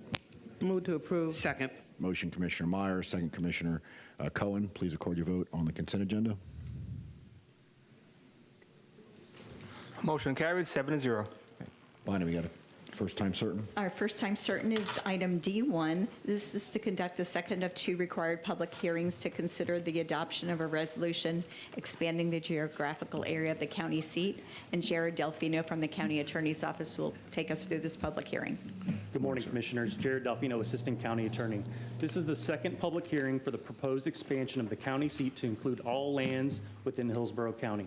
As noted at the first hearing, this expansion does not relocate the county seat, alter any municipal boundaries, or affect the provision of municipal or county services. It simply broadens the area in which the county seat functions may occur. That concludes my presentation. I'm available for any questions. Once again, this is a public hearing. Thank you. All right, thank you, sir. This is a public hearing. One individual is signed up to speak. Denise Herndon. Hello, I'm Denise Herndon. What is this going to do? Confirm that the sheriff's department can be moved out of Ybor City? If that's what it's all about, I don't give a care concerning this, but everybody here knows my stance on the sheriff. Trump fired him before he started, and we need to fire him, get his name off of our vehicles and off of all of our stuff. This is taxpayer money, and there's no transparency concerning this. And we just gave him a commendation for all the sex trafficking, all of these things, all of these things that opioid crisis is causing by our medical professionals, because that's, if you don't have a sick person, they don't make money. If you take care of yourself, you don't need health care. I'm young. Longevity runs in my family. My mother is 92. She'll be 93 in February, and I'll be 68. If I were to get cancer, I wouldn't treat it, so why test for it? I don't have insurance because I don't need it. When I did have insurance, I had in a 25-mile radius, 2 primary care physicians, HCA WellCare and Walmart, and over 500 dentists that I could go to. There's something wrong with that in a 25, because everything is run by computers. They can just put you right where they want to put you, just like magic. It's an illusion. And if this is all it's going to do is allow the sheriff department to change, that's fine. But we voters, every one of you county commissioners, applaud him. And it started with Buddy Freddie when he was their property or the voter head of the voting, that he put vote for Buddy Freddie on stuff that was voting. And you guys weren't the county commissioners then, but it was counted, it was not unethical. And Phyllis Brusansky fought on that, and she won, and oh my goodness, she died not even a year into her term. So is this what it's all about? Or is it rail is for the tourists? It's not for the individual people here. So I applaud DeSantis for not doing that. What is the purpose of this over 100-year-old changing this? All right, that closes public comment. Going to board discussion. Commissioner Miller. Thank you, Mr. Chair. This is simply an administrative and legal alignment, and I move that we adopt the resolution. Second. Got a motion to adopt the resolution by Commissioner Miller, second Commissioner Wostel. Please record your vote on D1. Motion carried, 7-0. All right, D2. Thank you. The next public hearing is item D2. This is regarding the red light camera program and the minimum qualifications for the local hearing officers. Whitney Green will take us through this item, and then there's a corresponding resolution. Office. This is a public hearing to consider amending Hillsborough County Ordinance 13-19, establishing the red light camera program to update the minimum qualifications for hearing officers and provide for their compensation. All legal advertising requirements have been met, and Frank Strom from the Veteran Consumer Services Department, as well as representatives from the Sheriff's Office, are present and available for any questions. All right, thank you. This is a public hearing. One individual signed up to speak, Denise Herndon. I'm Denise Herndon. I went to a town hall meeting last night, and I was the last speaker. And in Highway 60, Brandon Boulevard is a state road. In Riverview, I think that's the area where 301 and Gibsonton West and Boyette East, they have signs right in front of the right-hand turn lane, pedestrian crossing. We need that on every state road. And I know the state and the county help fund things together. I was almost hit on the southwest corner going north on Gornto Lake Road. A sheriff deputy was stopped at the red light making a right-hand turn. He waited till the left-hand turn people's light finished. I had the crosswalk, so now what do? I stop the cars and get to the median when the left-hand turn people go, because the right-hand turn people aren't listening. We need this sign just the same way 301, and you county commissioners, I know, can work with FDOT. This sheriff deputy wasn't on a call, he just slowly drove through. So I spoke to somebody there, and, well, they've got the right-of-way. No, they don't. In an emergency, yes. When they're on a call, yes. But not when they're just driving around. They do not have the right-of-way. A pedestrian does, and especially with a crosswalk. So please, you county commissioners need to work with FDOT on the state roads to put these signs. The trolley has no turn lanes right in front of you because the right-hand turn people aren't looking, and I'm not the only one that crosses that road. Thank you. Thank you. That closes public comment. Can we have a move to approve? Second. Okay, we got a motion by Commissioner Myers and Commissioner Wollstall to amend our ordinance requiring minimum qualifications for hearing officer and providing for compensation. Please record your vote.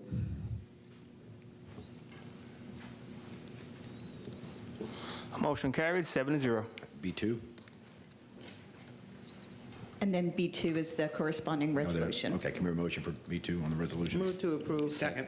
Motion, Commissioner Myers and Commissioner Cohen. Please record your vote on B2. Motion carried, 7-0. D3. Thank you. D3 is a public hearing regarding the school zone program for local hearing officers as well. And then there's the corresponding B3 resolution. This is a public hearing to consider amending Hillsborough County Ordinance 23-22, establishing the school zone speed enforcement program to update minimum qualifications for hearing officers and provide compensation. All legal advertising requirements have been met, and again, representatives from Veteran Consumer Services and the Sheriff's Office are present for any questions. This is a public hearing. This is a public hearing. One individual signed up, Denise Herndon. Thank you again. I'm Denise Herndon. If people that don't know, I wear purple and brown. It'll be 7 years, June 7th. Purple for the royalty of God, brown for everything on his earth. That everything I'm saying about Shirlene Hammond being in the dark web and indoctrinating my son 30 years ago. This school, where's this money going to go for these traffic revenue? Is this just more money to put in a slush fund? Right now you have on your agenda for Van Ayers wants over $19 million for the top amount to have this high school in Waimama that's been open this whole year has 1,150 students, was made for over 3,000 students. When is it gonna, he'll give receipts once he gets the over $19 million. That was the highest amount projected for an already completed high school that isn't even completely funded. Oh, that's right. The new water treatment plant, and then the humongous 26-mile water to get to all those homes for all of those new high school students. You guys are jumping the gun here. Last month we had a woman, oh, we got coyotes. I've got coyotes and bobcats and alligators. I think it's awesome that as long as we don't feed them. So where is all this money going to? Is it to fund your pet projects, arts and cultural centers? How can you lose something we don't even have? St. Pete is losing the raise if we get the raise. Thank you. Thank you. That closes public comment. Going to board discussion. Commissioner Worstel. I was just going to say briefly, I do think that we probably have some tightening up to do when it comes to the out of actual school hours. We've had a lot of questions about that, and I look forward to getting more data, but for now I'll move for approval. I've got a motion to approve D3, Commissioner Worstel. Second, Commissioner Myers. Please record your vote. Motion carried, 7-0. We have a motion on B3, the resolution. So moved. Motion, Commissioner Worstel, second, Commissioner Myers. Please record your vote on B3.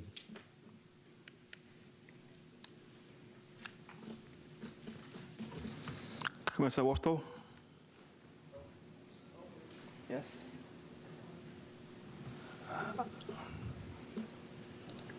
The motion carried, 7-0. Okay, next item. Thank you. And we'll have Whitney come one last time for item D4. This is a public hearing regarding the schedule of fees for the medical examiner, and then we have the corresponding resolution on B4. Good morning. Greene County Attorney's Office. This is a public hearing to consider amending Hillsborough County Ordinance 91-18 as amended to clarify and expand the scope of the schedule of fees to be collected by the Medical Examiner Department for various department services as established by BOCC resolution.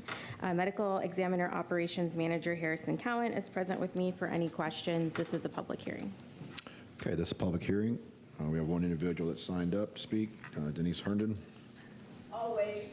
Okay, that closes public. Move to Second. Comment. All right, we've got a motion to approve D4 by Commissioner Myers, second by Commissioner Worstel. Commissioner Cohen, make a comment? Okay. Please record your vote. Motion carried, 7-0. If we got a motion on the resolution. Second. Motion, Commissioner Cohen, second, Commissioner Worstel. Please record your vote on B4.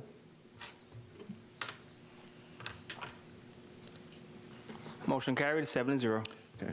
Bonnie, you have a 10:15? 10:15 time certain. The next item is item B1. This is to approve a non-binding memorandum of understanding with the Tampa Bay Rays and the City of Tampa and the City of Tampa CRA. And as Greg Horwedel and Tom Fessler are coming to the podium, I wanted to say a few words as we get this started. Board, approximately a month ago, we held a workshop to discuss this opportunity with the Tampa Bay Rays to relocate to Hillsborough County and evaluate the broader redevelopment potential of the Hillsborough College site. Today, the board would be considering a non-binding memorandum of understanding with the Rays organization, and then tomorrow, the City of Tampa will consider the MOU as well.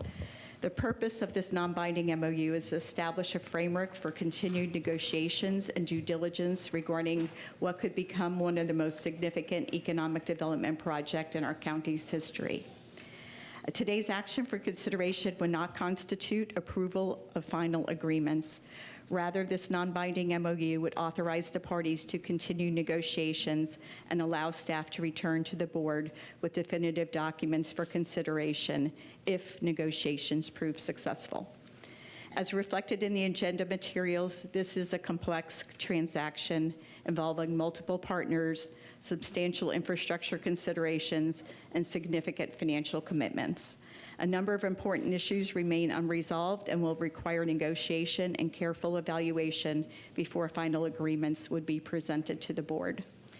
The import of the proposed project is not only a major league ballpark, but also a large-scale mixed-use development that has the potential to generate substantial private investment, create jobs, expand the tax base, and drive long-term economic activity throughout the region.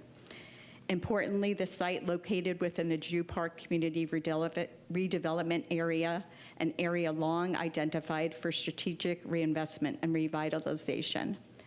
This project also represents a potentially transformational opportunity for Hillsborough College. Redevelopment of the site could create long-term institutional benefits and strengthen the college's role as an educational and economic anchor within our community. The state of Florida, too, has expressed unprecedented interest in the site and has indicated a willingness to participate meaningfully through investments in land and infrastructure. Since the April workshop, all parties have continued to engage constructively. All parties have made concessions related to funding participation, timing of contributions, and ballpark ownership structure. The local governments involved have continued working collaboratively to evaluate potential frameworks and identify solutions to outstanding issues. And I could not get to this point, we could not get to this point without the county staff, consultants, legal counsel, and our partners who have dedicated significant time and effort to get us here. In particular, I want to acknowledge Deputy County Administrator Greg Horwedel, Chief Financial Administrator Tom Fessler, County Attorney Julia Mandel, Deputy County Attorney Sam Hamilton, and our partners at the City of Tampa and Eric Hart with the Tampa Sports Authority for their professionalism and diligence throughout this process.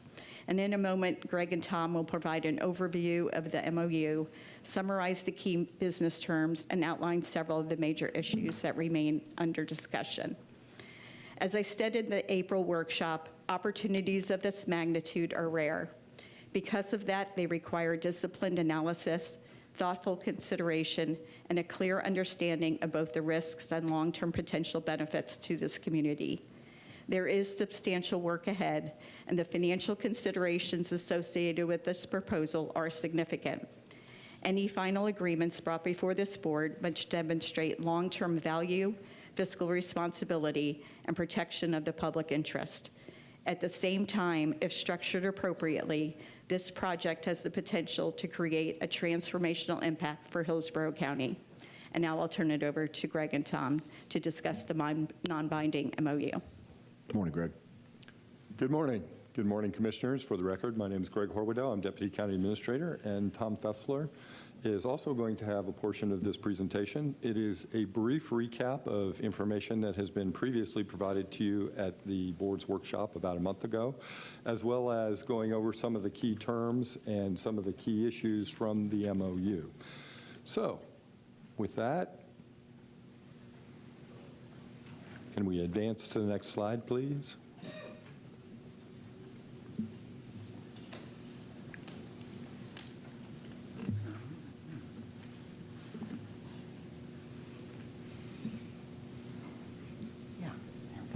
Thank you. So to recap, the raised development proposal is a mixed-use, three-phase development with a new 31,000-seat ballpark as a centerpiece of a ballpark district of approximately 121 acres located on the Hillsborough College campus at Dale Mabry. As you may have read in the paper, as part of this development proposal, the governor has pledged $150 million to help rebuild and revitalize the college. The Rays have estimated their ballpark cost to be $2.3 billion. They have asked us for, in the latest MOU, as you'll hear from Tom, $976 million in public subsidy from the county, the City of Tampa, and the City of Tampa CRA. I do want to note that no local funds are being pledged for any of the college revitalization work that I mentioned just a moment ago. Importantly, the Rays have committed to cost overruns if this stadium should cost more than they are initially estimating. They've set a deadline of April 2029 for the ballpark to be completed so that they can participate in the Major League Baseball season in 2029 in their new home. As part of phase one, the ballpark is an incredibly central piece to that to make sure that the residential and entertainment venues and the retail that they're proposing are all in sync and in place at that time. The timeline of phases 2 and 3, however, have not been determined at this time.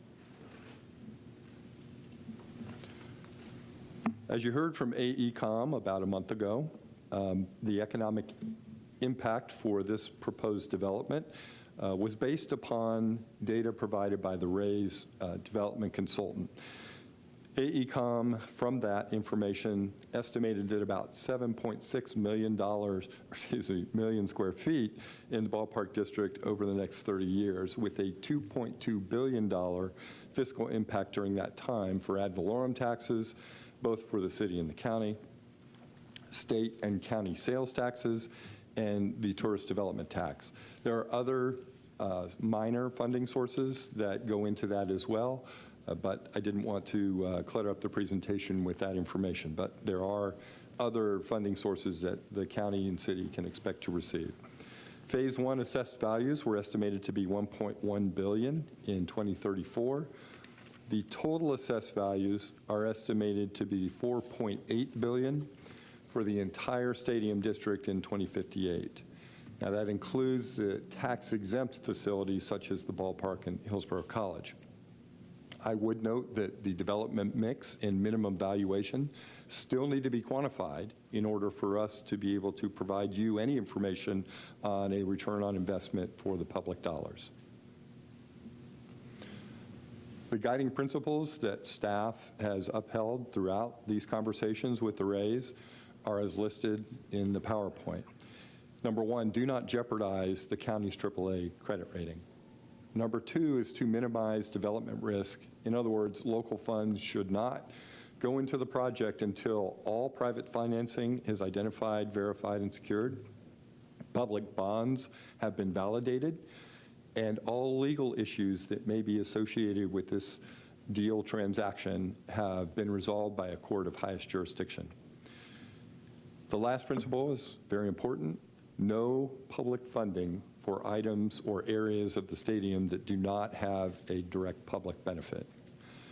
I would note that this process of discussion and negotiation with the RAISE has been long and complex, and you've no doubt heard from all of us about some of the deal points that we'll talk about later. But in order to understand better the financial component of this non-binding MOU, I want to bring up Tom Fessler so that he can provide that overview to you, and then I'll be back to talk about some of the remaining issues. Tom?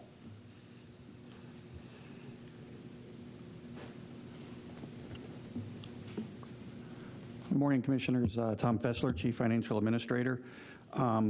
Just wanted to go over with you quickly and summarize from the workshop that we did last month, an update on the funding that is proposed for the framework for the project.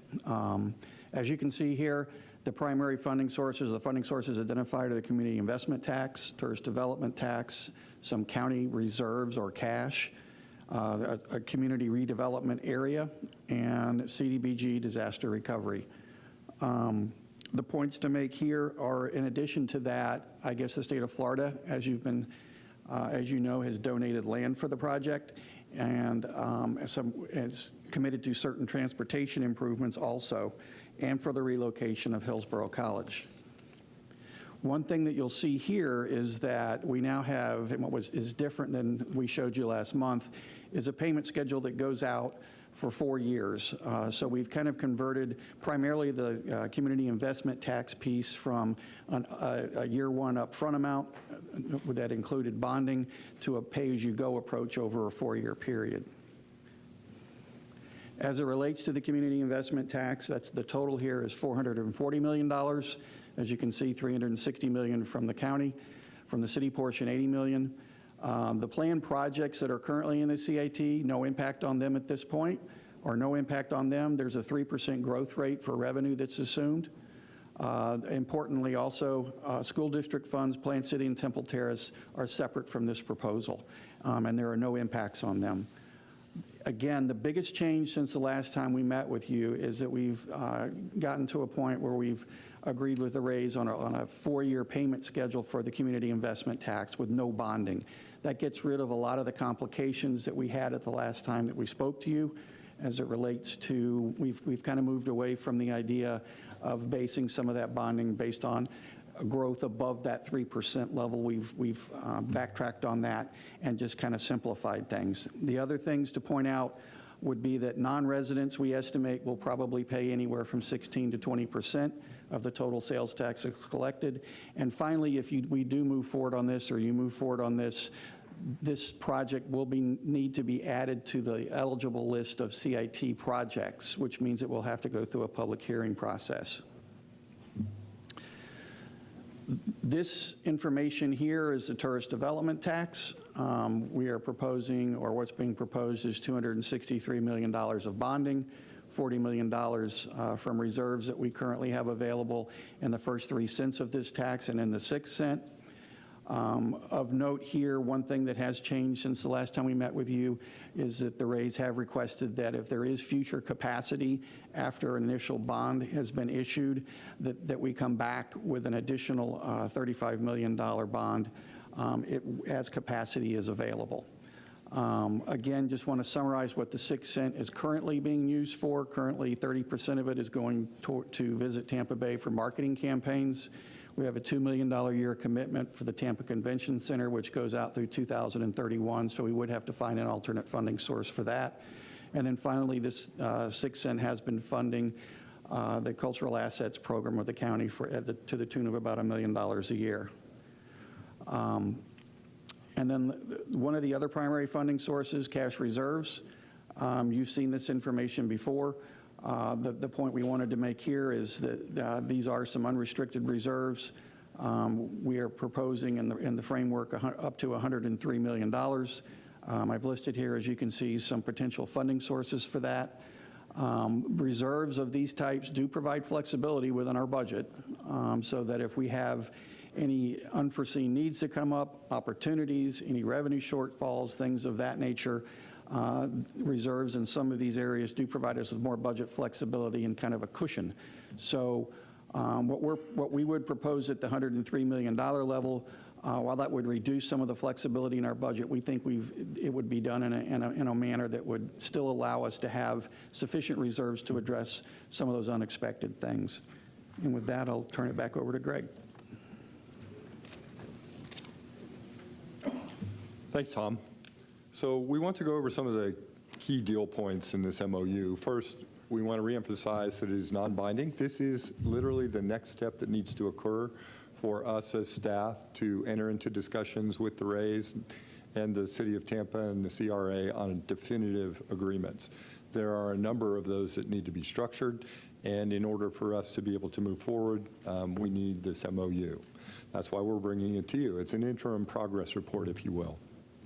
There is a 35-year license and use agreement with additional 15 years of options, so a total of potentially 50 years. The fundamentals of the proposed funding framework include a CIT funding option that evolved from a bond issuance to a pay-go, which we think very quickly meets the needs that are described, but also then does not jeopardize the other funding projects that are in CIT. The applicable funding sources need to follow the bond validation process. That is incredibly important. The Rays are going to backstop the CRA debt with annual rent. The city and the county, importantly, are under no obligation, should any one of these funding sources fail, to come up with an alternative funding source. On the ballpark, we believe that it's essential that construction follow public procurement law.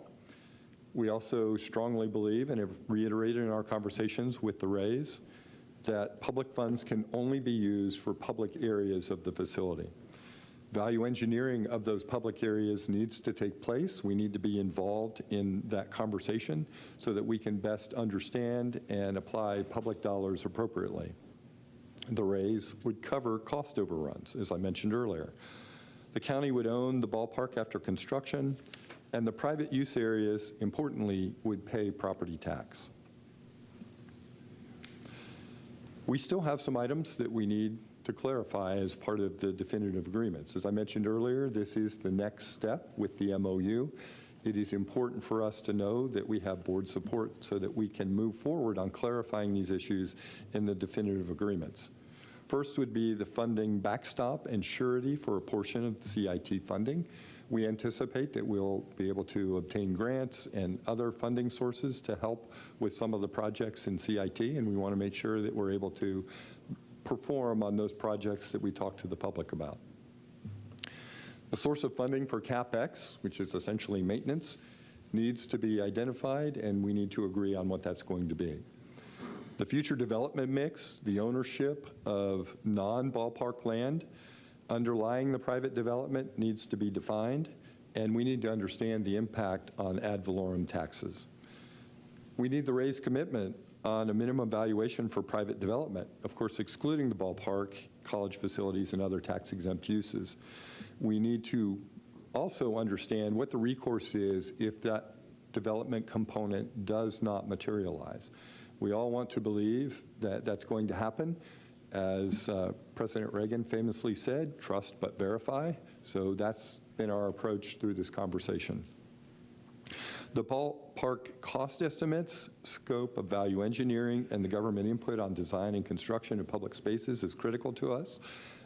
Eric Hart of the Tampa Sports Authority has been very instrumental in helping us understand what could be done, so we're looking forward to continuing that conversation if the board approves this MOU. We need to have revenue sharing for parking and certain other revenue sources. We still have not defined those.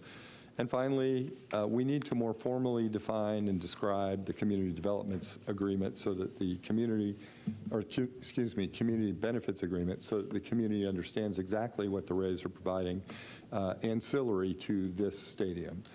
I'll close by saying this is not just about a stadium. I think the conversation would have ended long ago.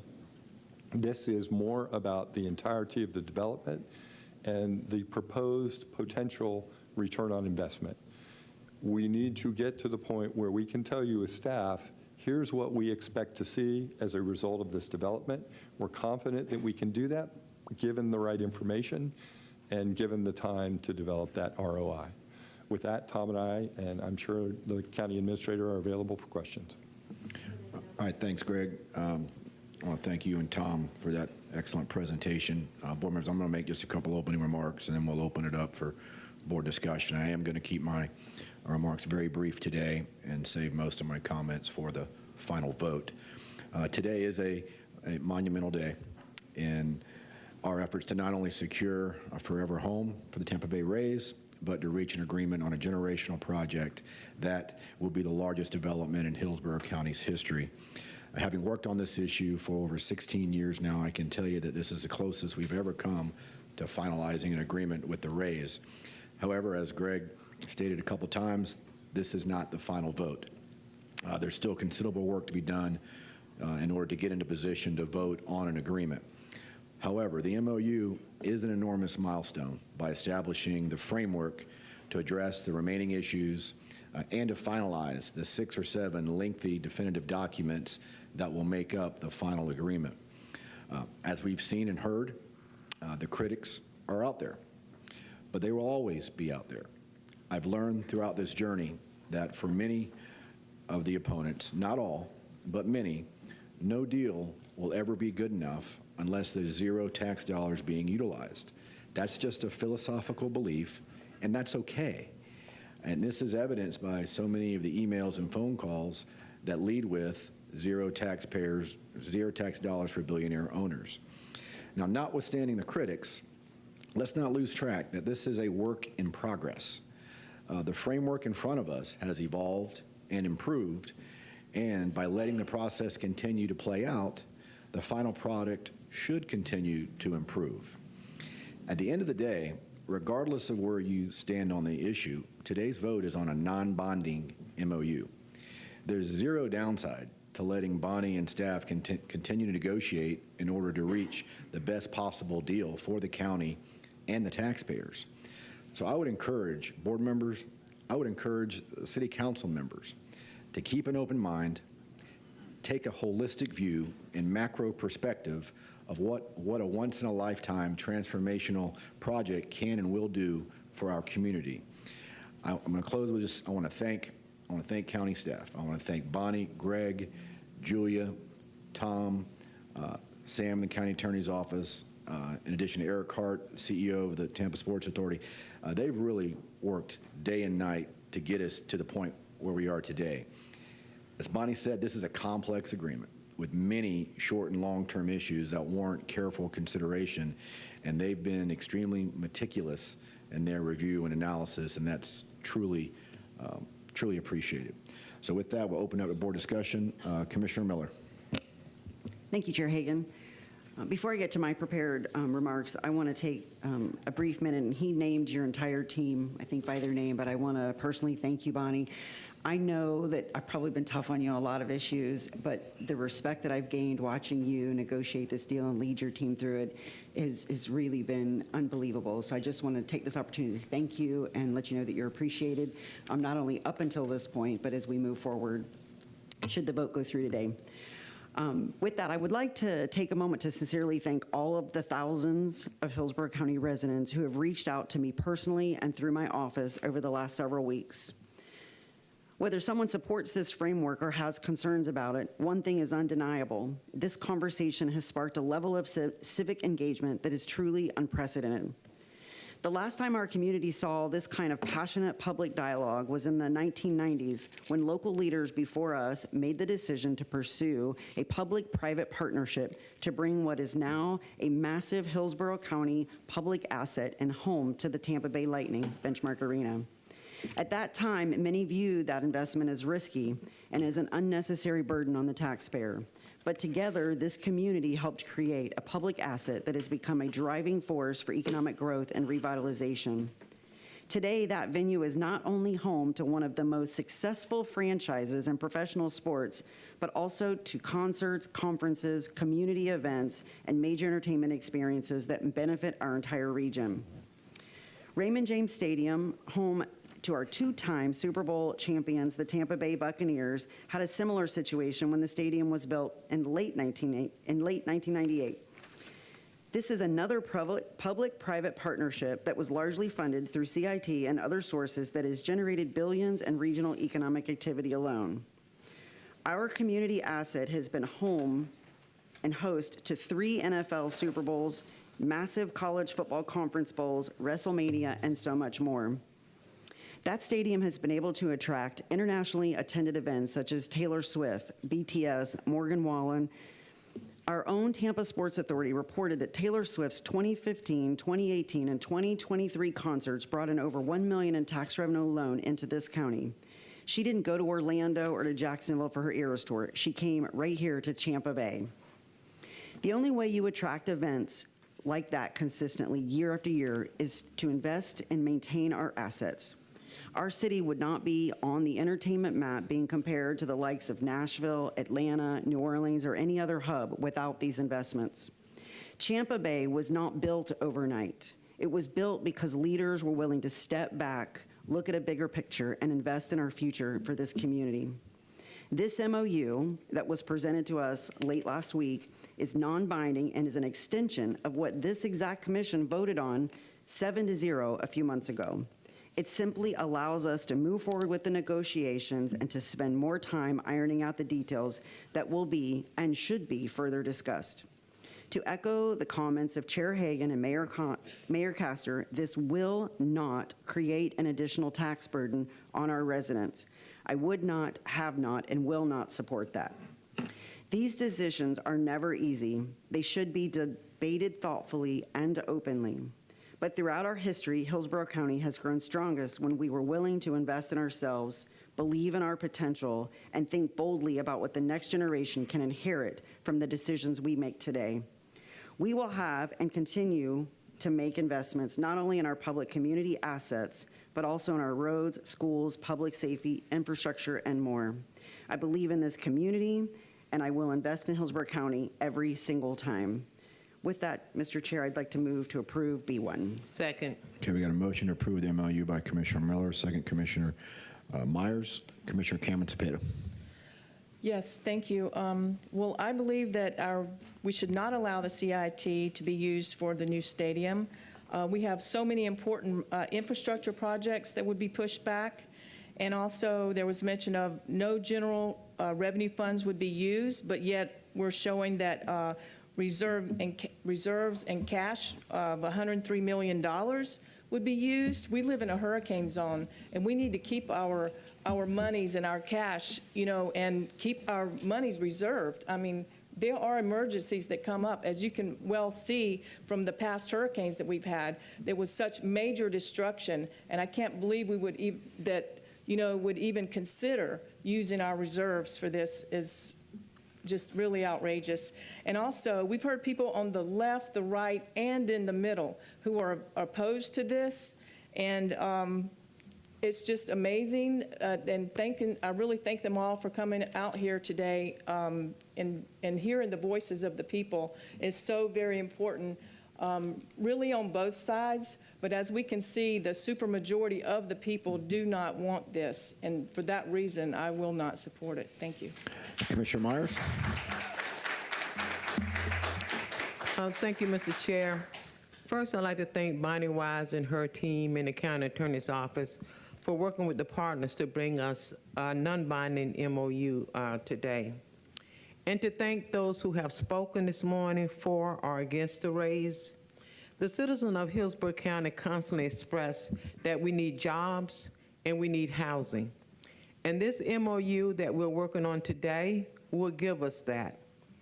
I had a town hall meeting last night. That was one of the questions and a concern, and I addressed that at my town hall meeting. We constantly complain it's not enough housing and it's not enough jobs.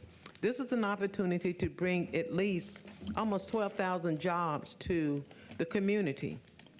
And I'm going to be out there championing, because I'm going to support this deal. This is a good deal for us only to move forward until we can get to the county administrator can bring us back a final document that we can approve.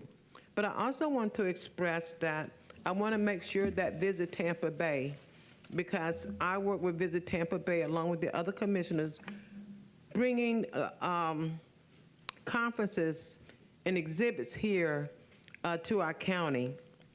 And I want to make sure that the 3 cent,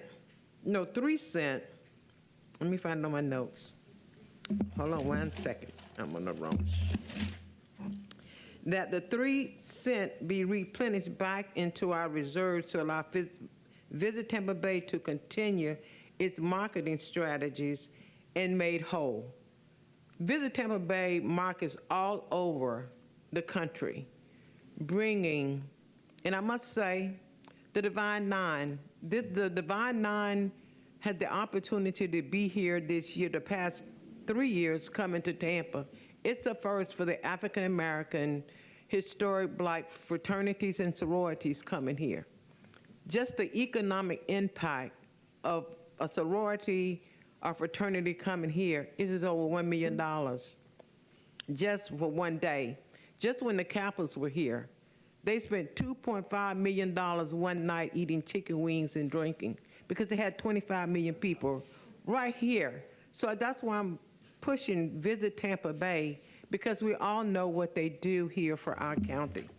The second thing I want to bring to our attention is our tax collector's office. We know that in Drew Park area, that is one of our largest tax collector's office, and we want to make sure that in this agreement, when we go back, that the tax collector's office, that we meet with Madam Tax Collector Nancy to make sure that the tax collector's office is somewhere in the new proposal about a raise that will be coming, that they have the 25,000 plus square footage of the on the property on the new site, additional 350 parking spaces, So, and I know that this is the property that the governor has given to Hillsborough College. But we must work together. These are our partners and have been in our partners for years. As the raise come as a new partner, we want to make sure that they are taken care of as well. And when we talk about our CIT tax, I want everyone to know, because this is a question I constantly get on my home phone, my personal cell phone, and when I'm out in the community. In 2024, this board voted to move forward and to present a referendum on the CIT tax, which included a public facility. It is in there. The voters voted for that in 2024. I helped champion that to get it passed. I'm going to stand on, yes, we're going to have some funding for CIT. We start on December 1st of 2026. We'll have new revenue in 2027. We're going to do the projects that we have said as a board when we voted to make sure our county stay whole, and the projects that we have identified, we're going to make sure that they are funded. Thank you so much. Thank you, Commissioner Myers. Commissioner Bowles?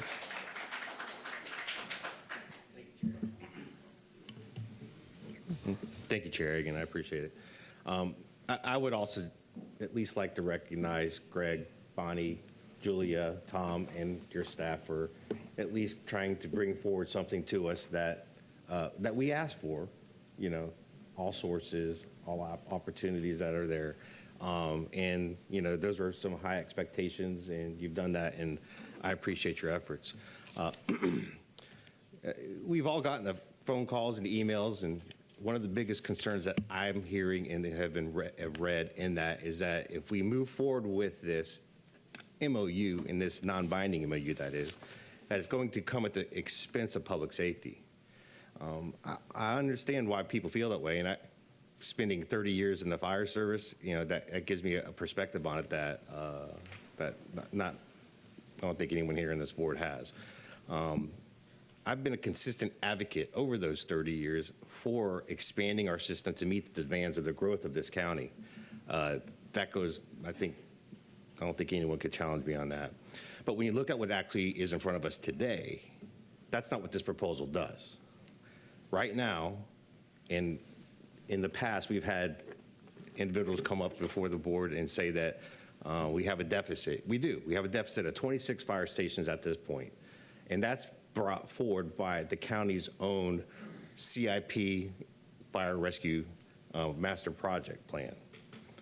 But that didn't start with this conversation today. To meet the needs that's identified in there, this board previously had already identified, or the staff, I should say, had already identified 9 stations to be built with those CIT dollars. That's already been baked into the cake. That's not being affected by this. And that was one of the things that when I was talking about this in the very beginning of these conversations, I was very clear on with staff and with my conversation with the Rays that those public safety projects had to be protected. And there's a carve out in there, as I understand it, and hopefully nothing changes as we move along. And to their credit, you know, both sides made that happen. So the idea that this replaces those stations, that's just not what the facts show. That doesn't mean we don't have a problem, a longstanding problem, and because one thing is staffing those stations. And to me, that's really the bigger issue we're dealing with today. So it's not just about whether we build something like the stadium, it's whether our economy is growing in a way that actually supports the services people are counting on every single day. Because the reality is the CIT is a building tool, not a staffing tool. It constructs things, but what it doesn't do is pay for the people who are working there year after year after year. It does not pay for firefighters or paramedics or police officers. And to me, that's where the conversation should be shifting. Our residential growth on average costs us more than it brings in, if you guys look at this. Statistically across the country and even here regionally, commercial growth tends to do the opposite. That's why for me, if public dollars are part of this conversation, it can't just be about a stadium. It has to be about what comes with it. Does it bring real jobs? Is there real taxable value? Does it expand our economic base? Those are real questions that we need to ask. We could just see what's happened with Water Street, just to the south of us here in Tampa. It brought in more investment with it, and it helped grow the tax base over time. That's the bar I think we should be seeking, and certainly the bar that I'm looking through, at least the lens that I'm looking through.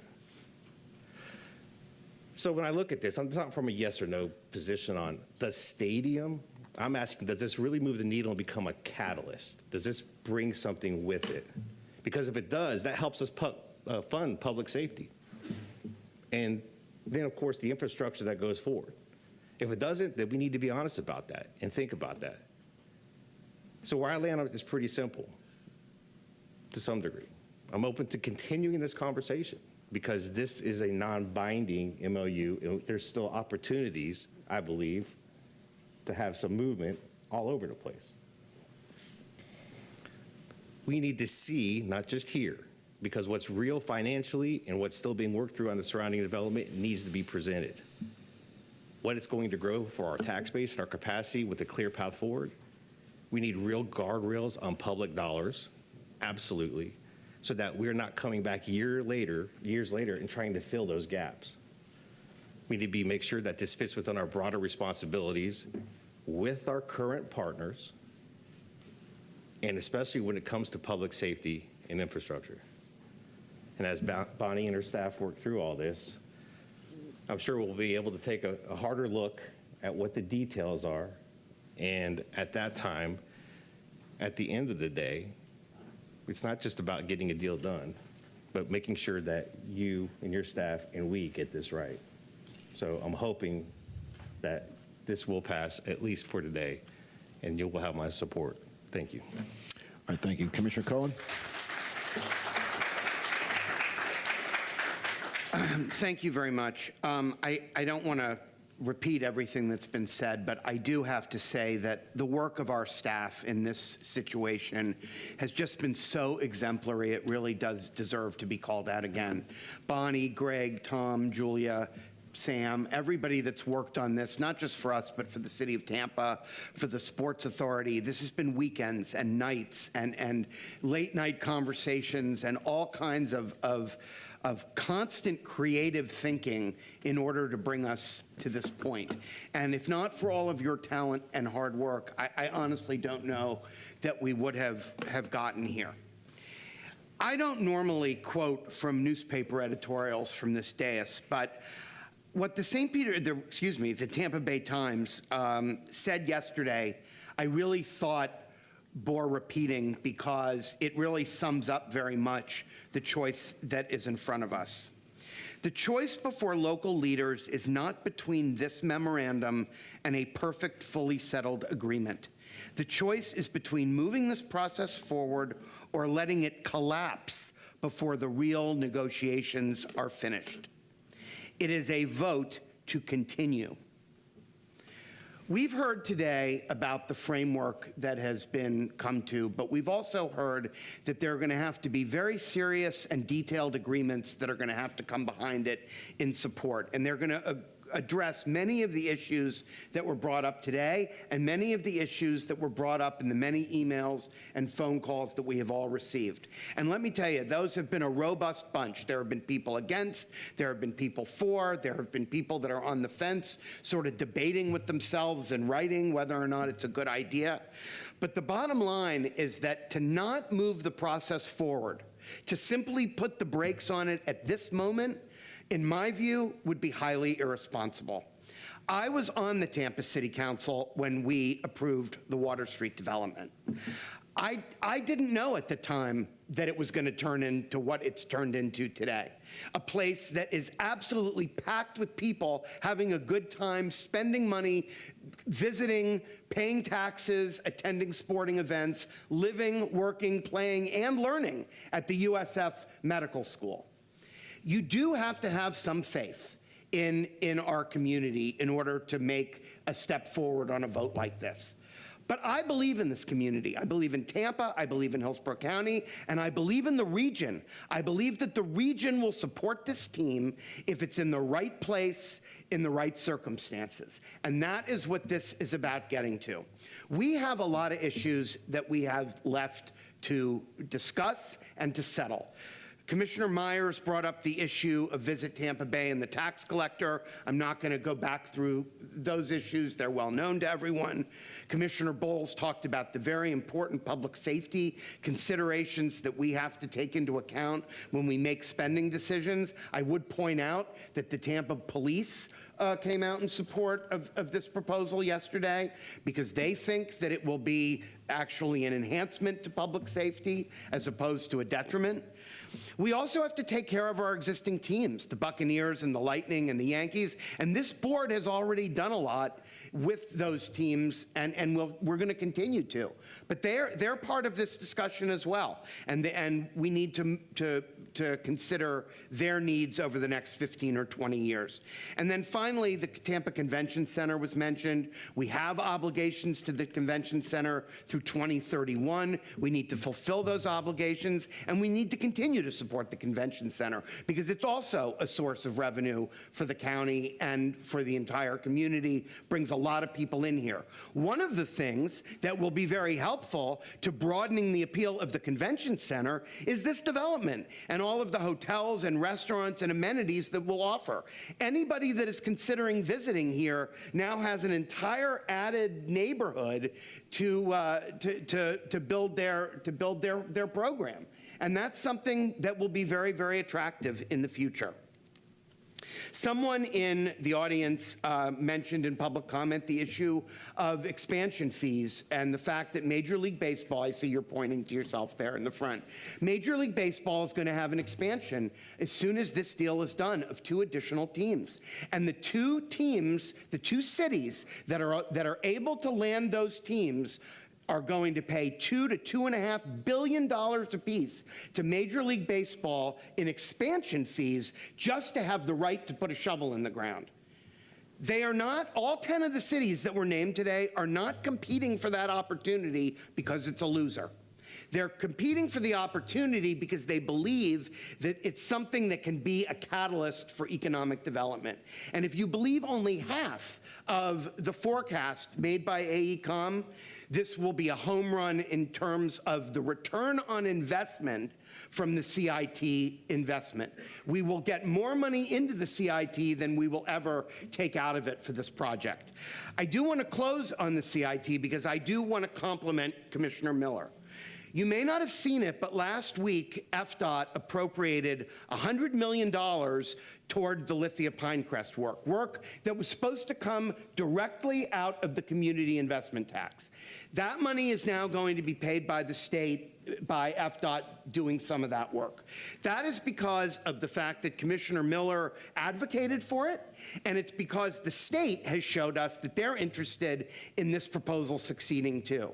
And one of the reasons we're voting today is because we are sending a signal to Tallahassee that we want to unlock the $250 million in promised funding that is up there waiting to help us do this project and waiting to help us build a new Hillsborough College to serve a whole new generation of students. This really can be a transformative project, but it can only be a transformative project if we have a little bit of courage and a little bit of faith.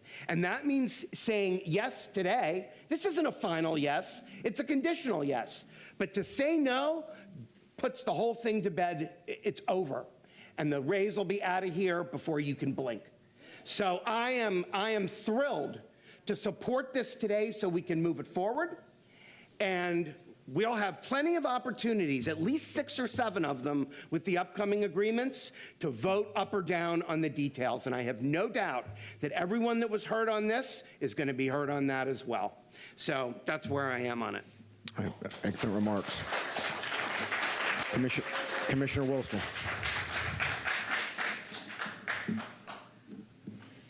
Thank you, Mr. Chair. Today is a monumental day, a monumental betrayal to the taxpayers of Hillsborough County. To be clear, Administrator Wise, mine is less of a monologue and more of substantive questions for you, Administrator Horwedel, and Administrator Fessler. To be clear, in this deal, you agreed to use our general funds and our property taxes. Is that correct? We are proposing general funds, of which a predominant amount comes from property taxes, yes. Oh, so there is harm to our community, especially on the grounds that property taxes, as Commissioner Bowles just framed, is what's used to fund our critical police, fire, and social services departments. Are you still only referring to this alleged CIT excess that was referred to constantly by the CEO of the Rays in all of our media sources, even though we also have a known $2 billion backlog without this unexpected burden? Are we still referring to only CIT excess out of the $360 million that we're putting forward in this proposal? No.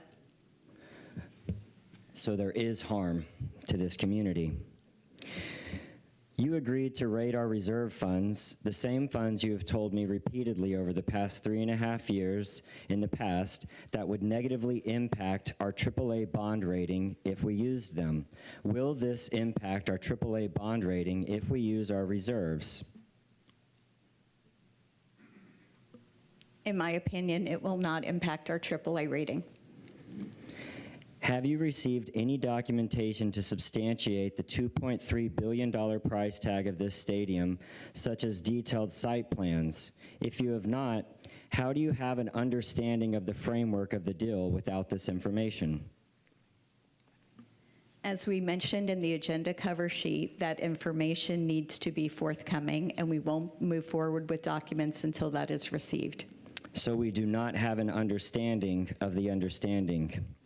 This $2.3 billion that you agreed to spend includes money for the vertical construction of a new professional sports stadium. Is that correct?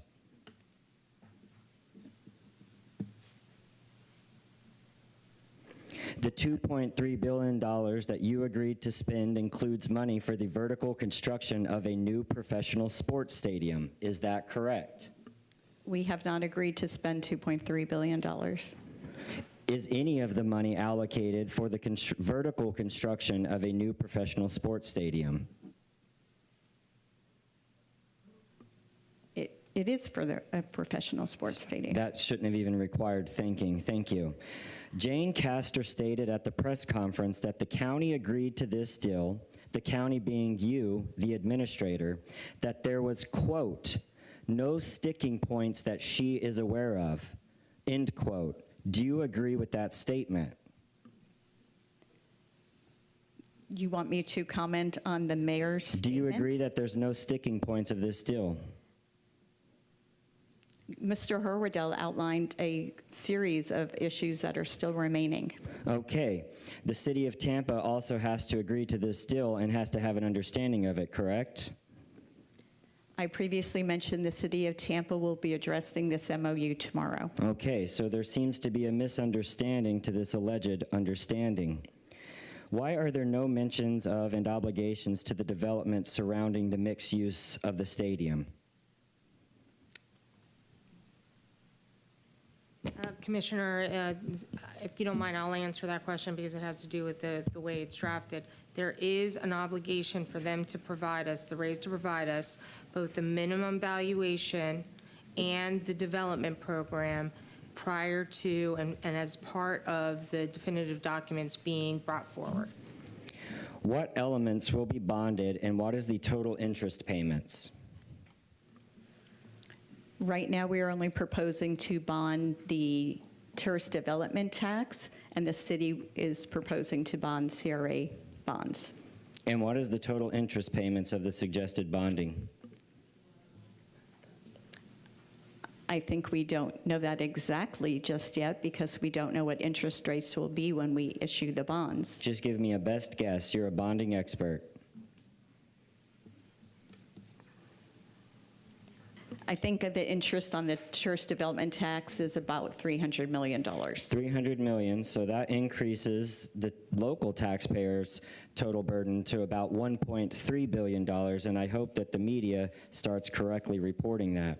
I now want to get to the do no harm clause that is on page 18 of the MOU, which is subsection 21 of the budget that was referenced earlier by Commissioner Bowles. this clause as an impossible clause. Furthermore, it only says that they have the intention of doing it, not the reassurances. Will any elements of this financing agreement impede our ability to support the current and future enhancements for the Lightning Arena and Buccaneers Stadium? I do not believe so. Yesterday, in our briefing, rather on Monday, you told me that it would. What has changed? Did you find new money that I'm aware of? What are the proposed needs of the Lightning and the Buccaneers Stadium? Roof covering, outside overhaul of the Lightning Arena, roof covering for the Bucks. These are all things that have been addressed. You just told me on Monday, and I hope that you can be honest. What has changed since Monday when you told me that you did believe that it would impair our ability for these future enhancements? I shared with you that we have already issued bonds, or we have already an agreement with the Lightning that we just already did for $250 million. They do need to come forward if they want additional monies. Those would be forthcoming. The Buccaneers have proposed some improvements to the stadium, which we have not evaluated yet, nor determined which ones to move forward with. So whether or not those are affected will be determined. We are not impacting the money we have set aside for the stadium improvements. However, any discussion with the Buccaneers, that would still need to come before this board for future negotiation. Okay, well, I will remind you that on Monday, you just told me that it would. In Florida State Statute 838.022, official misconduct of a public servant prohibits them from falsifying, concealing, or obstructing any records that you put forward on the public record. My next question is, will this... Hold on one moment. My next question is... Commissioner, I need to make a comment on that just because I need to make sure the record is clear. I was in that meeting. Yes, you were, and she told me directly that it would impair our ability to do future enhancements I'm not asking for your opinion. I have a photographic memory. Thank you very much, Mrs. Mandel. Will this impede our ability to fund the indoor sports complex at Mosey that we already approved and agreed should be paid out of the tourist development taxes? This one I don't know.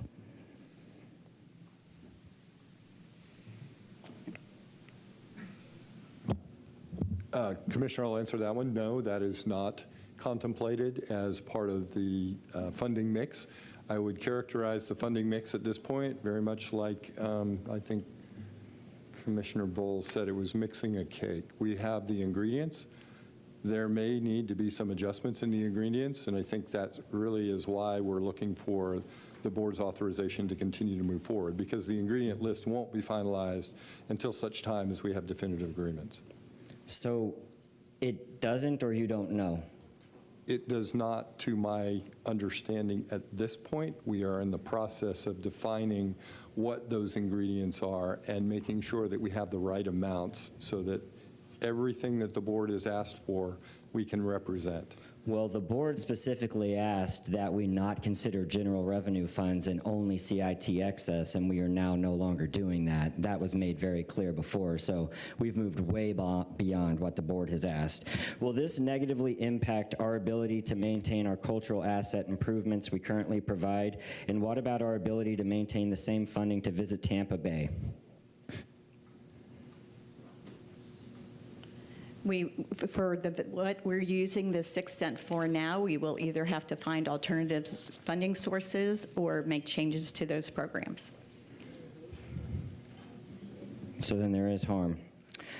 You offered to expend $90 million a year of the first 4 years of the CIT tax. Isn't this roughly 50% or even more of what the county will collect in that same time frame of our total CIT collections?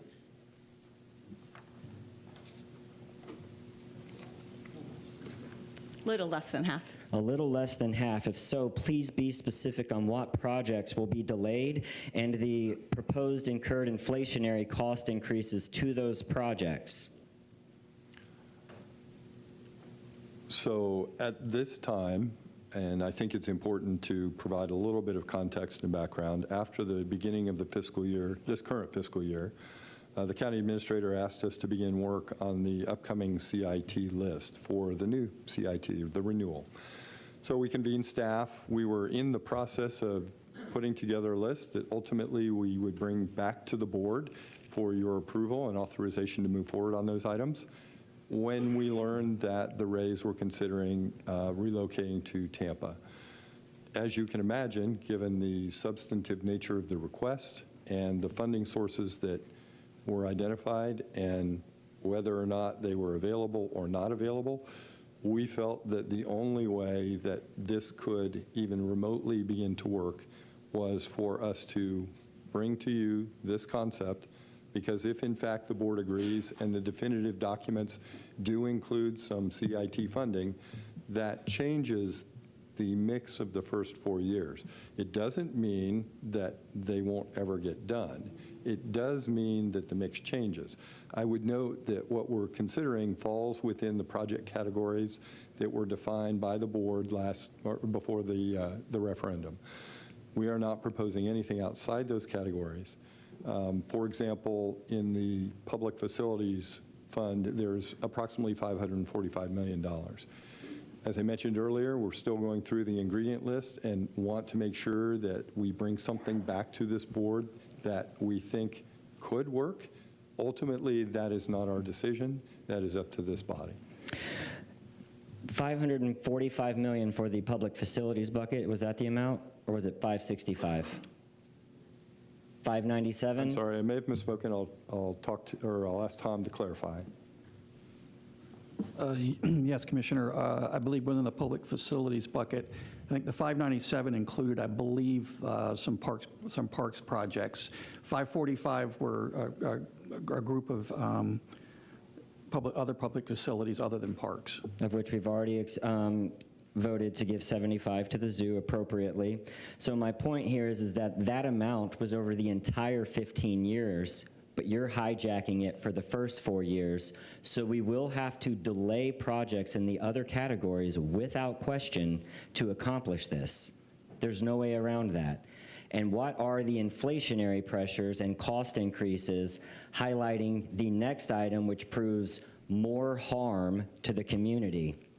You don't know those answers, do you? But there will be inflationary costs on every item that we have to delay for 5 years. Is that correct? Commissioner, that's hard to say. One option would be to, if certain projects are identified as priorities, would be to bond a group of projects up front in order to prevent what you're talking about. Which would then unexpectedly require interest payments. It would. Which is just another harm to the community, no matter how you slice the cake. Finally, in this question, and Commissioner Bowles, I hope you got that point clear, because there can be it would actually be illegal for us to try and bind future boards. We've covered this many times before you got here. They could come in here, the CIT, Mr. Fessler, is underperforming. I want to be very clear about that, right? And that's why there's no longer any excess. The CIT is underperforming from original expectations, specifically because we're no longer getting the business lease sales tax, and also it's generally down. Yeah, Commissioner, I would say back in 2024, when the board approved the initial list of projects, it was built on with a 3% expected growth rate and a first-year estimated revenue for the CIT of around $200 million. So right now it is trending a little bit under that, but given that we have a 15-year period over which we will be collecting revenues, it's in the ballpark of what that $200 million might be. Therefore, we believe that it's still reasonable to move forward with the assumptions that were in place in 2024. And if we move forward on this, any board can reprioritize. He mentioned a protected bucket. There is no protected bucket of CIT. It can be shifted around in any manner, correct? And if we've obligated $360 million cash out the door, then that's gone.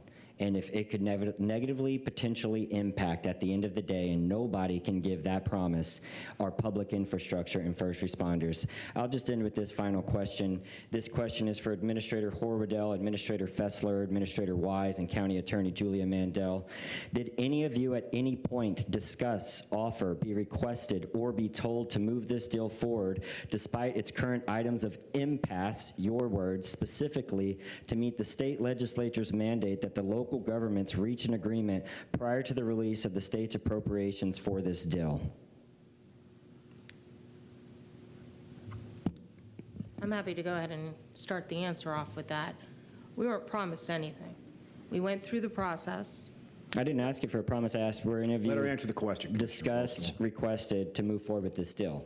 We went through the process. We spent countless hours, countless hours sitting and negotiating this. We got to a place where there was points of a deal that are brought forward to you as this memorandum of understanding that has issues that are still remaining, and we've been clear about the issues that are still remaining. We've been clear with the Rays about the issues that are still remaining. There's going to be time and effort that is necessary, a significant amount, to get to the point of definitive documents. Having this document coming forward to you, whether or not it is the board's desire to approve it or not, allows us to know whether or not we're moving forward in a manner consistent with this entire board's desire as it relates to a vote you might take. So you're not going to answer. Did anybody else receive that request? As far as a request, I think we were advised, in fact, we read it in the newspaper, that there were some representatives who indicated they were waiting for this meeting, this process, this MOU, to determine whether or not to continue their consideration of funding for the college and/or any transportation improvements. Can I say that we were threatened? No, we were not.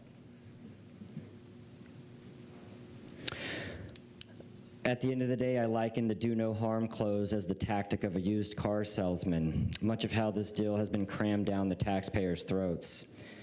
This clause should be struck because it is completely unenforceable and unattainable, and this MOU absolutely imposes risk and harm not only to law enforcement and first responders, but also the general taxpayers, and nobody can suggest otherwise. Any move for approval of the usage of our taxpayers' funded should be made to put on the November ballot so the taxpayers have an appropriate voice to signify their support. Okay, we have a motion to approve the MOU by Commissioner Miller, second by Commissioner Myers. Please record your vote.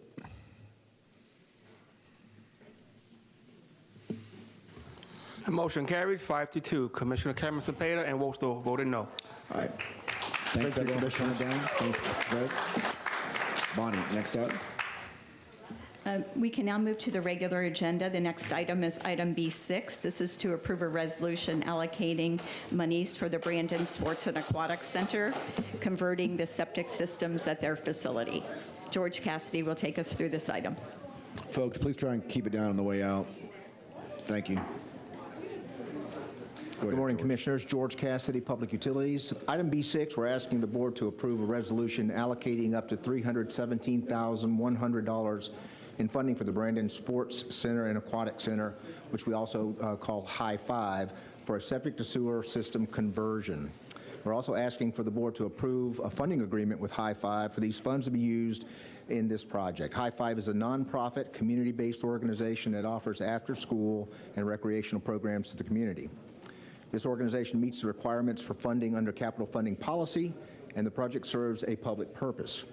The funding for this agreement is included in the adopted fiscal year 26 through 31 capital improvement program under CIP number C837-13000, as approved on the board on September 18, 2025. There are no operating impacts in this resolution. Staff recommends approval. Motion to approve. Commissioner Miller, second Commissioner Myers. Please record your vote on B6. Motion carried 7-0. Okay. Next item. Thank you. The next item is item F1. Chair Hagan, this is your item regarding the Wade Boggs Athletic Achievement Award. Yeah, board members, if we can just have a motion to approve the Athletic Achievement Committee's recommendations and to schedule it for June 3rd. Motion, Commissioner Myers, second Commissioner Miller. Please record your vote on F1.